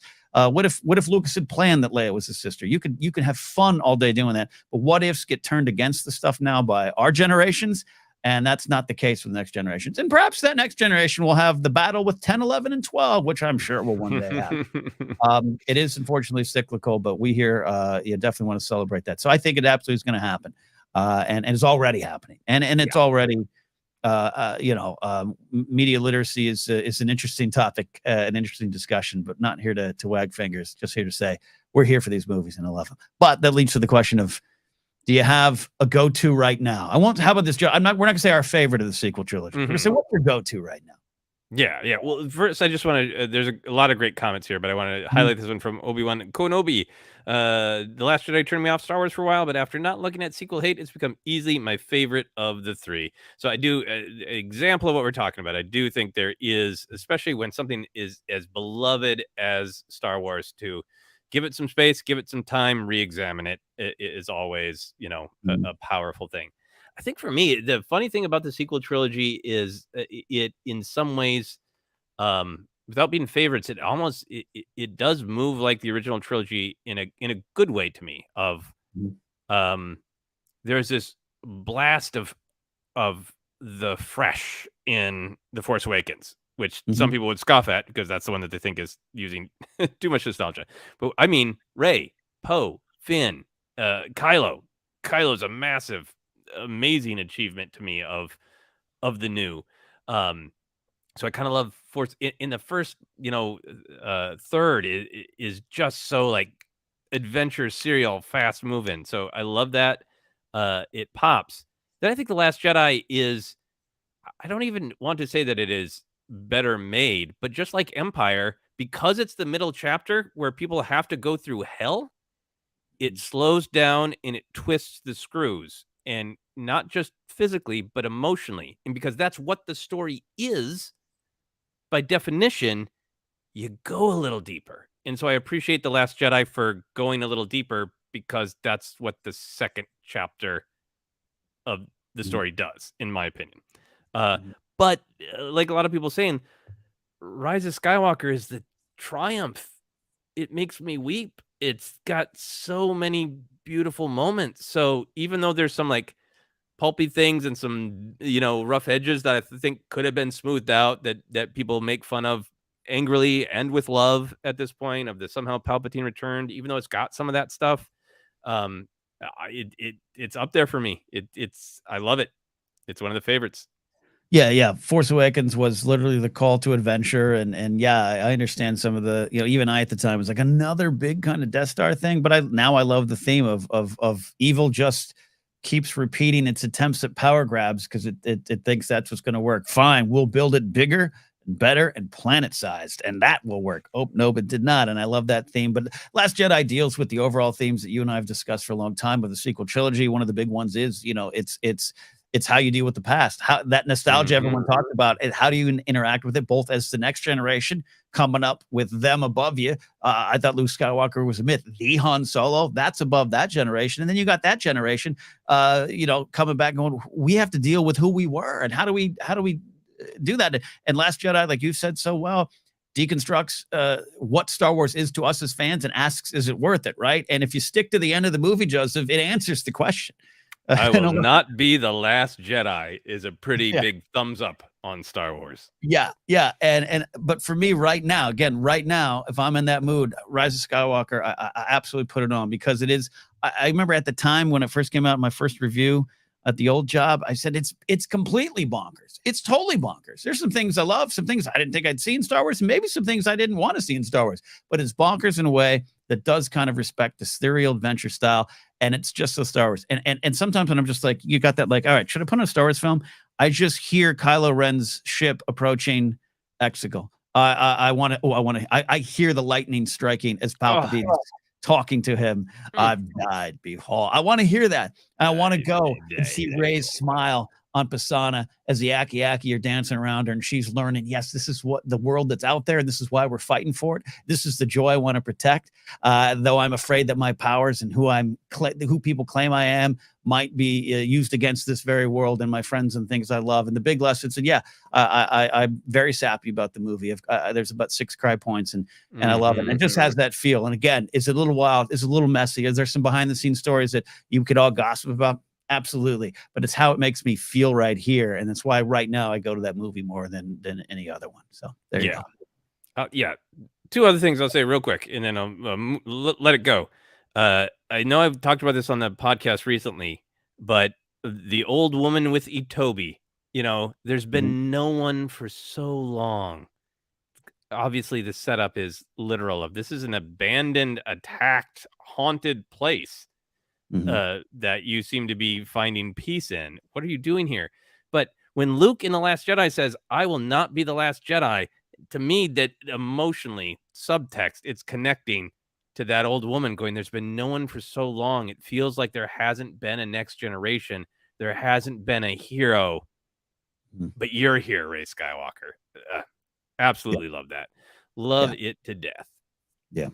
Love it there. So that's one of our big thoughts there. We got about 15 more minutes left here in the show and still some questions to get to. So if anything jumps out, Joseph, go ahead and throw it up there while I freshen up my drink. Yeah, absolutely. Oh, I remembered the second thing I was going to say. The other thing that I'll say about Rise of Skywalker is, and I know I've said this on the podcast too, but a part of my love of Star Wars is I love that we get really sophisticated storytelling in Star Wars. And there's always been sophisticated storytelling in Star Wars, but it is also embracing that, hey, all that pulp stuff, laser swords, pew, pew, pew, it's cool. And Rise of Skywalker has so much of that vibe down to this, somehow Palpatine returned. That it's pulpy. All right. I think we got to go to the big question of the day, Ken. What meal would make for Dexter? What meal would we make for Dexter? I'll take it as what challenge meal would make for Dexter? My old Ukrainian roots. What meal would make for Dexter? I did the same thing with I did a quote tweet on the tech essay, and I realized I said I had I can't remember where I had a great fun. So I sounded like I was doing a very bad Mario impression. I had a great fun. I had great fun celebrating tech. Oh my gosh, I got what was Dexter? What would we make for Dexter? I had so much fun doing bad Ukrainian accents, my homeland, that I forgot. What would I make for Dexter? Look, I have to go to my go-tos, and one of my go-tos is certain like quesadillas, and I put a lot of simple stuff in there, but I can get a little adventurous with it too. But I think it's so simple and direct that Dexter would be like, yeah, it's comfort food, and there's not too much in it. I don't want you to overthink it. I just want you to serve me some comfort. That's what we serve at Dexter's. That's why Kenobi comes here. It's not just the food, it's the environment. You talked about often, Joseph. A diner represents that for a lot of people. Not just to eat, it's a community. And Kenobi finds that there. And that's what I think Dexter serves. So I would make for Dexter the Napzok quesadillas. I have a little thing on the top of my stove. I put it down and squish it, fold it. Oh, it's great stuff. It's great. You want vegan cheese? I'll put it in there. You want regular cheese? I got you covered. You want space cheese? I got you covered, Dex. Yeah. Oh man, I love this. My wife and I got caught up on the Great British Bake Off or baking show for legal reasons in America. And now I just want to see Dex is the much kinder version of Paul Hollywood. I would, well, you know what? I would make him what I can make, which is a comfort food. Is I love mac and cheese. I talk about frozen pizza a lot. I love frozen pizza, but I love macaroni and cheese. I think part of it is it's a comfort food. It was also an affordable food in my 20s. And I had a friend that I did comedy with forever, and we would trade off making mac and cheese forever, and we had this this really sad deal of like, hey, if we ever both have a girlfriend at the same time, we should have like a mac and cheese party. We're gonna make mac and cheese for our girlfriends, like our girlfriends would want mac and cheese. And it was my now friend partner before Sarah and I met and got married. I was dating her at the time. He was dating another wonderful friend, and we had a mac and cheese party. So I would make Dexter mac and cheese. I would put, to me, the secret is a little bit too much butter and a little bit too much milk. You think that's a little too much butter? Put in more. Put in more. Milk to the level it's almost soup. Put in a little bit more. You get a lot of flavor. Some crushed red pepper. Love it. We have a lot of vegan mac and cheese in our house. Annie's mac and cheese and the Daya stuff there. And Amaranth had a question. I want to know what vegan cheese melts well enough for quesadillas. I use Daya. There's sometimes a struggle. You got to give a little extra time to get that cheese to melt. I gotta go back for a good zinger by Brian Ward here. It has nothing to do with mac and cheese, but there's been no one for so long since my bio on dating apps. As you can tell from my mac and cheese story, I relate, Brian. Yeah. It was. I wandered in the wilderness a long time too. So I love this comment too, Joseph, from JJ Hawkins. What a name! That's JJ Hawkins. Sounds like he's a great shortstop for the Mets in '88. Love that. And name. Is that Warlock from the New Mutants? Is that? I hope so. Yeah. I love Warlock. It also looks like a Geonosian queen to me. When I was a kid, I remember leaving the theater and my father apologizing for Empire because it was so dark and neither of us understood on first viewing. We tried again with open mind and loved it. You know, talk about generational stuff. We know it is known, as they say in Game of Thrones. Empire Strikes Back comes out and people were like, what was that? Like, what was that? And I love hearing those kind of stories and how you can grow with that movie. You can grow with any Star Wars movie. It is really funny to think like, I love Star Wars. I've been thinking about it for 3 years. It's a feel-good movie where the heroes always win in the end. And then like Empire comes out like, wait, what? He cut his hand off and then told him he's his father? This is awful. Yes, it is a Build-A-Figure Warlock. Oh gosh, man. I really I collected back in the day, right when New Mutants was starting out, that when I was young and looking up to young New Mutants. Love that. Love that. Thanks, J.J. Hawkins. Brian Ward says Dex seems like a waffle guy. I'm a waffle guy too, so I want some waffles as well. I also say J.J. Hawkins sounds like not just a shortstop for the Mets, but also sounds like the guitarist for a band Han Solo has on cassette in the Falcon. Going back to early conversation. J.J., that is a great name. J.J. Hawkins. I'm gonna put some mac and cheese on waffles for Dex. Because Dex is wild. Dex can take it. Yeah. Okay. I agree with that. Okay. All right. We got a couple. Yeah. No, go for it. We got a couple of super chats I want to make sure that we get to. Eduardo Fuente asks, I have a serious, silly question. Could Batman be considered a great Jedi. He strives to protect everyone and never kills his adversaries. I got some opinions. Ken, where do you go? I want to hear them. Batman, I've always said I didn't grow up a big superhero fan, superhero comic fan, but Batman, especially from even the Burton one, I have such fond memories of being in theater for that one. I am a fan of the Nolan ones. I'm a really big fan of that series. So I love Batman, and I think that works for me. Little aggressive, little on the edge, pushing, maybe arguing with the council a lot. But the spirit and the true spirit, and out there and not up in the temple chamber, not up in the halls on Coruscant, but out there on the street, a man on the street, a detective, a gumshoe out there fighting, solving crime, and doing it for the people and doing it in a certain way, taking care of the how just as much as the why, and vice versa on that, why you fight and how you fight. So, anyways, yes, I want to hear your thoughts, but I think he'd be a great Jedi. Yeah, no, I absolutely do. There are different takes on Batman. I think the core of him is it's always true that he is obsessed with righting wrong, righting a wrong that can never be righted. He can't bring his parents back, but he can strive so hard to try to make sure that no one else ever feels the pain that he did losing his parents. And then throughout that, you get all these different interpretations, from extremely fun and campy. Adam West is wry comedy and campy, great fun. And my introduction really to Batman and superheroes. And then you got, I was prime age for Frank Miller's Dark Knight Returns, which was like, do you think the 80s are gritty? Well, how about this? I'll get even gritty. Batman, super gritty. Frank Miller Batman, he's maybe a Jedi who's starting to lose his way. He's maybe Count Dooku in Tales of the Jedi level Jedi of like, I'm just gonna cross this line.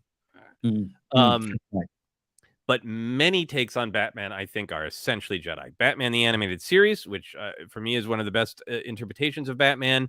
There are many episodes about him being selfless, of he is utterly devoted to this, to the point where he knows he kind of has to sacrifice his own personal life. The movie Mask of the Phantasm is about that. Kevin Conroy performance, amazing. I keep wanting to talk about the latest movie, The Batman, and I don't want to spoil it. But you love it, right? Yeah. I do. I walked out I'm up and down with the Nolan films. I think they're incredibly well-made films. I'm up and down on there, especially in Batman Begins. There's this like, let's explain everything about him so it makes logical sense. And like, hey man, nice. At the end of the day, he dresses up like a bat. It's a fantasy. It's okay. Go with it. But there are a lot of great movie making, a lot of great acting, not dinging the movies.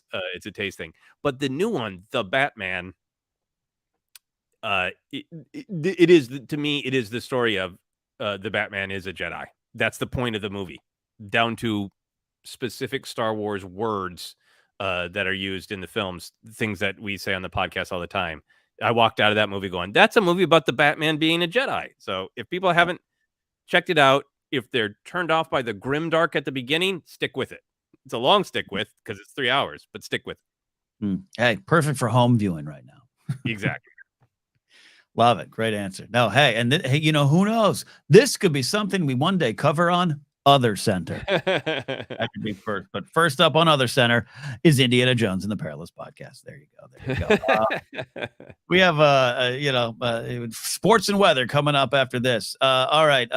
We've got a few minutes left here, Joseph, before I have to go take care of the Chihuahuas. But okay, great. We definitely have some super chats I want to get to here. We can roll through some of these as well, and so many great questions. Thank you all. We hit 7,000. We have some new wonderful patrons that joined in, including I just saw JJ Hawkins joining the patron team, Todd Murphy, Mike Jordan as well, and Mike Fink and Paul Denuzzo. We appreciate your continued support there too, seeing the email notifications come across. So thank you very much. But certainly not just what we're doing today. We're not just getting pledges. We're here hanging out with all of you with these great questions. Anakin Crespin, and yes, that's his name, says, have you guys had time to start Path of Deceit? The answer is no. Finally did and absolutely loved it. Now into Convergence of Star Wars Battle Scars. Battle Scars is at my mailbox now. Joseph, you and I are going to be like 4 books behind very quick. We are literally 4 books behind. We have Path of Deceit. We have Convergence. We have the script of the Battle of Jeddah, and we have Battle Scars. We got two battles. We got two books with the title with the word battle in them. That's I mean, I really don't want to complain about there's so much, there's not enough time, but like I to be perfectly honest, the short film I've been talking about a little bit, the one that the wonderful Phil Lamar was kind enough to star in for me has been taking up a ton of time. Everything we've been talking about today with ForceCenter of getting the Patreon ready for the renewal, looking ahead to Indiana Jones, planning for Celebration, it's been taking a lot. So I think Ken and I really do have to put our heads together and go, what is our book strategy? Because we have to figure out how to handle it and how to catch up. Because I also have 1971, the year that changed rock, Songs of Surrender by Bono, and I have Football for a Buck by Jeff Pearlman and the Bo Jackson one. I got a lot of books, and they don't all have lightsabers in them, but I'm going to get to them. I promise. I'm going to get to them. We will get to them. We're very excited about it. And I feel like there's a possibility that we could do just like a big High Republic run. Since we're not kind of waiting between books. We're going to have most of phase 1 or phase 2 that we can go flying through. But we love the High Republic. We're here for it. And I also have the stack of comics, and I know you read them more when the bundles are out. But I'm just about to start the Yoda standalone little comic series they got, and then the Blade of Bardata, the Porter Ingle one, which Alex Damon assures me via text message is great. So I'm ready. I love the Blade of Bardata, and I want to know more about Bardata, so I'm very excited. Cast down says, I have a question. I've still yet read Padawan. It took us. You all know how long it took us, and we love that book. Gonna follow up here since with Anakin, because he's given us a lovely super chat. I don't know if you've seen the Star Wars action figure variants they do for the comics. Yeah, but issues 30 and 31 of Star Wars just did Captain Panaka and C.O. Bibble. Thought you guys wanted to get them for you, but here's money. We will put this to our Captain Panaka and C.O. Bibble fun. The Kenobi cover, which should have arrived in the mail, hopefully in one piece for you, Joseph. Oh, good. Yeah, I'll be opening that up. And I got the Kenobi 5-part series that came out during Kenobi Fever era that I can't wait to read. So, yeah. And there's some great stuff there. Wonderful stuff there. Blake says here, hey, Ken and Joseph, hope you're all doing great. You know what? The answer is we are doing great. Here's a question. If you become a Jedi, what color would your lightsaber be and why? This one pops up a lot, even back in the Jedi Alliance days, and even on the playgrounds as a kid, and it changes. There's times I'm going to say, absolutely, give me the Amherst blade, give me the purple blade of Mace Windu, but Mace would probably say, nah, that's for me. So I just love the green, man. That Luke green was my favorite color, if I'm being honest, because of that lightsaber and because of the Return of the Jedi iron-on decal shirt I had at that time. That's that Spotlight Star Wars thumbnail you made. Green, I go green all day. Yeah, no, I always want to be clever about this and be like, what does the Darksaber have to be the only blade? I wear mostly black. I could have a black one, or I want a mood kyber that changes with me. Like, but at the end of the day, it's blue. I had to face this question when I made my own lightsaber at Galaxy's Edge, and very similar to Ken, Luke's blue blade, Obi-Wan Kenobi's blue blade, growing up the original trilogy, having blue eyes, blue just felt like that's me, and blue became my favorite color and still is. So it's got to be blue. Love that. That's a great one there. And I haven't had the chance. I went to the Galaxy's Edge that one day. They announced that Disneyland was closing because of the pandemic, and didn't have the rain was strong, and I didn't have time to go build a saber. Didn't have time to make an appointment. So one day I'll get there, and then I'll truly have to make that choice. It'll be great. Yeah, no, it's difficult. Yeah, well, maybe at some point we'll go back. You can go and we'll go together. That'd be great. Okay. Okay, so we just a couple more to get through here, right? To make sure that we cover as many questions as we can before you got to go on Chihuahua duty. So what animated character would you like to see jump to live action, Ken? Oh my God, we're getting a lot of them. I would have answered. Hondo truly does constantly slide up the list there. I just love him so much. So I'll go with that for now. I'm with PLD over there in Holy Snoke, so I'm on the Hondo watch. Yeah, I had been my always answer would have been Terra Sinube, and I got what I wanted in the most horrible way. It's like some Willy Wonka lesson. You're gonna get what you want, but be ready. So I'm going to stick with Hondo. I've really come around with Hondo. So yeah, I'm going to keep my focus and my hope on Hondo. And I guess technically Quinlan Voss, well, I guess he started in Phantom Menace, so he's a live action character. So all right, Hondo it is. Hondo it is. Hondo it is. Brian Ward says my lightsaber color would be the number of the color in Photoshop or anything in the design program. Poor Brian. He makes our wonderful elements, and about 4 days later, I email him and go, "Hey man, what's the color? Can you give me the color number?" Like, here's what it is. Here's what it is. There's PLD. All right, we got this. I think our last super chat in the docket here. Harrison Gibson. Speaking of Harrisons, what a wonderful name there. George or Ford. Congrats on hitting 7K. Thank you. That happened live tonight. Thank you all. With Diners in the Galaxy, do you think there's also HoloNet diners, Dynafists, and Dine-ins and drives?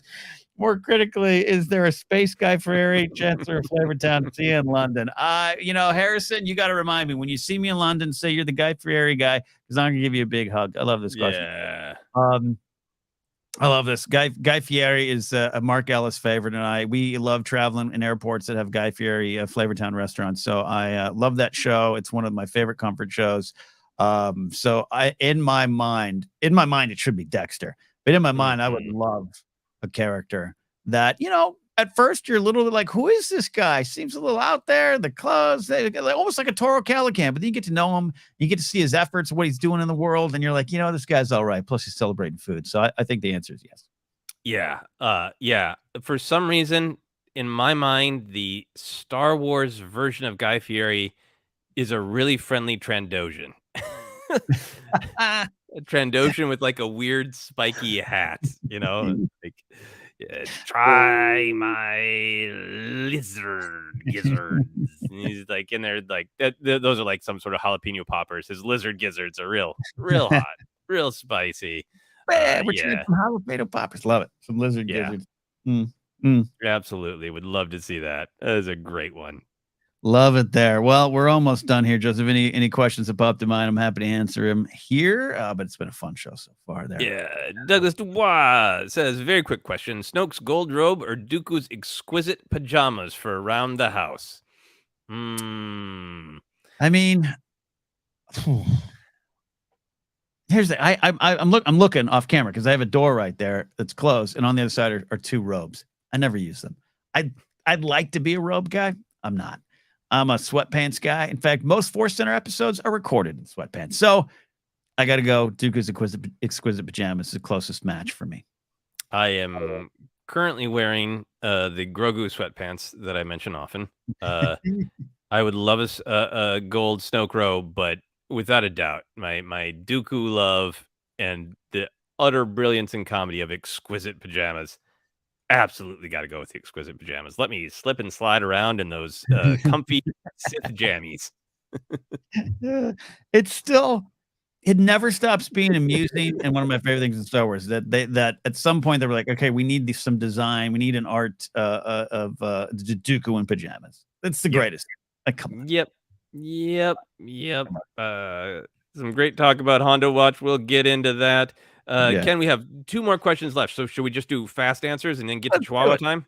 Let's do it.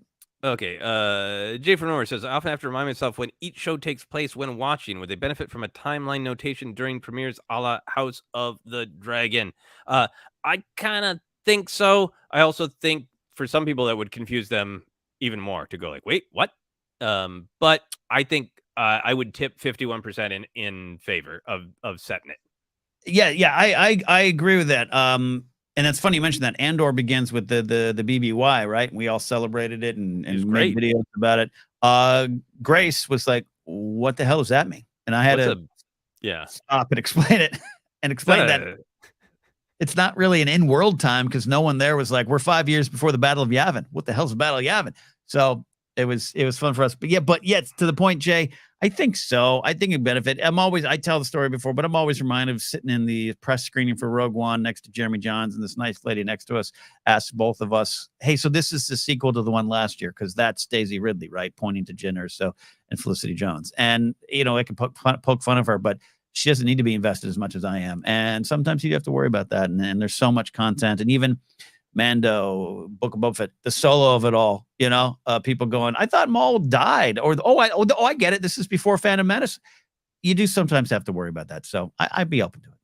Yeah, I think especially for the Disney Plus shows, if they were done with flavor, and if it wasn't like this takes place after Return of the Jedi, but if it was like, after the Empire has fallen, while the New Republic fights to establish order, our adventure begins kind of vibe. If it was a little bit more narrative, I think I'd be super down with it because it could set the mood too.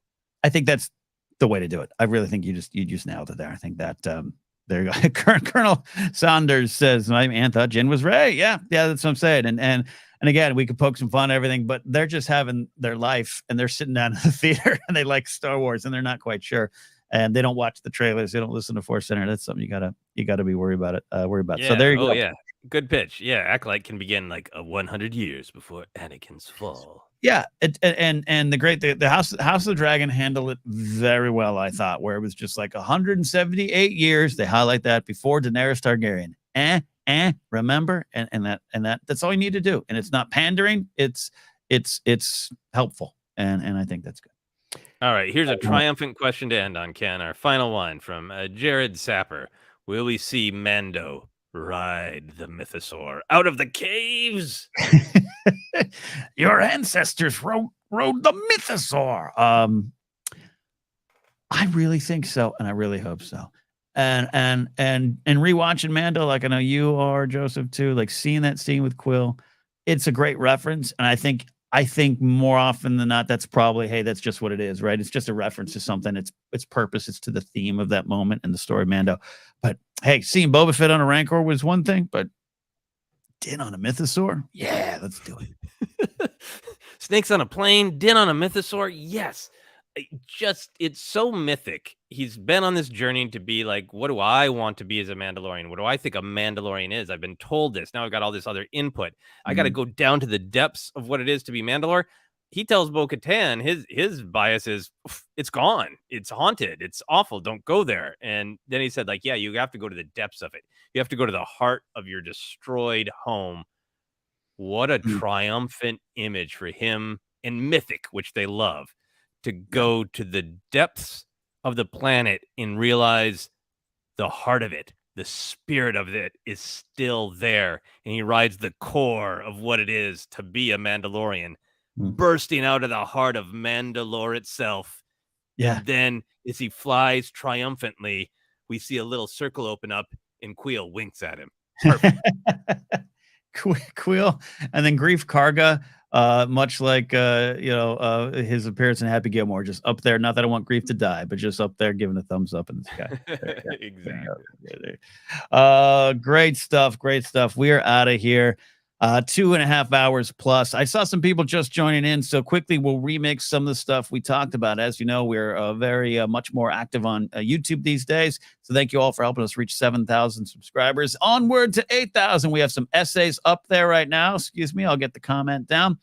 Joseph's A Tribute to Tech, a short Star Wars essay, and another short Star Wars essay. My Jar Jar and the Queen, Why This Jar Jar Scene Matters essay is up on the YouTube channel. We're doing stuff there. We upgraded some stuff on Patreon. We can remix in a second, but the headline is Patreon exclusive show at first, and then after Dial of Destiny is released, the public will get to hear ForceCenter presenting Indiana Jones and the Perilous Podcast, a series, Joseph, we're calling Other Center, a chance for us to take our ForceCenter way of looking at things and apply it to other things we love as well. And the first will be Indiana Jones. It will be like nothing we've ever podcasted before. And yet also exactly our general style of talking. We are extremely excited to spend a little bit more quality time on Patreon to dive into Indiana Jones and then to make it available to everybody down the line as well.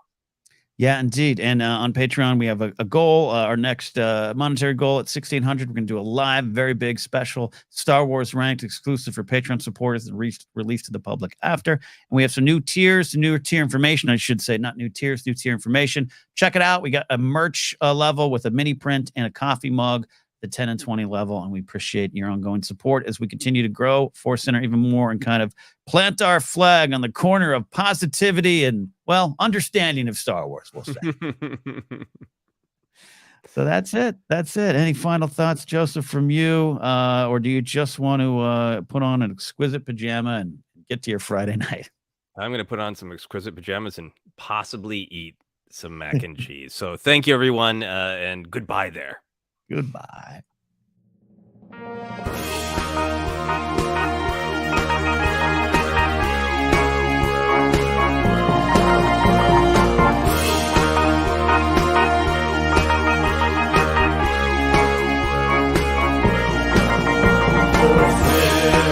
ForceCenter.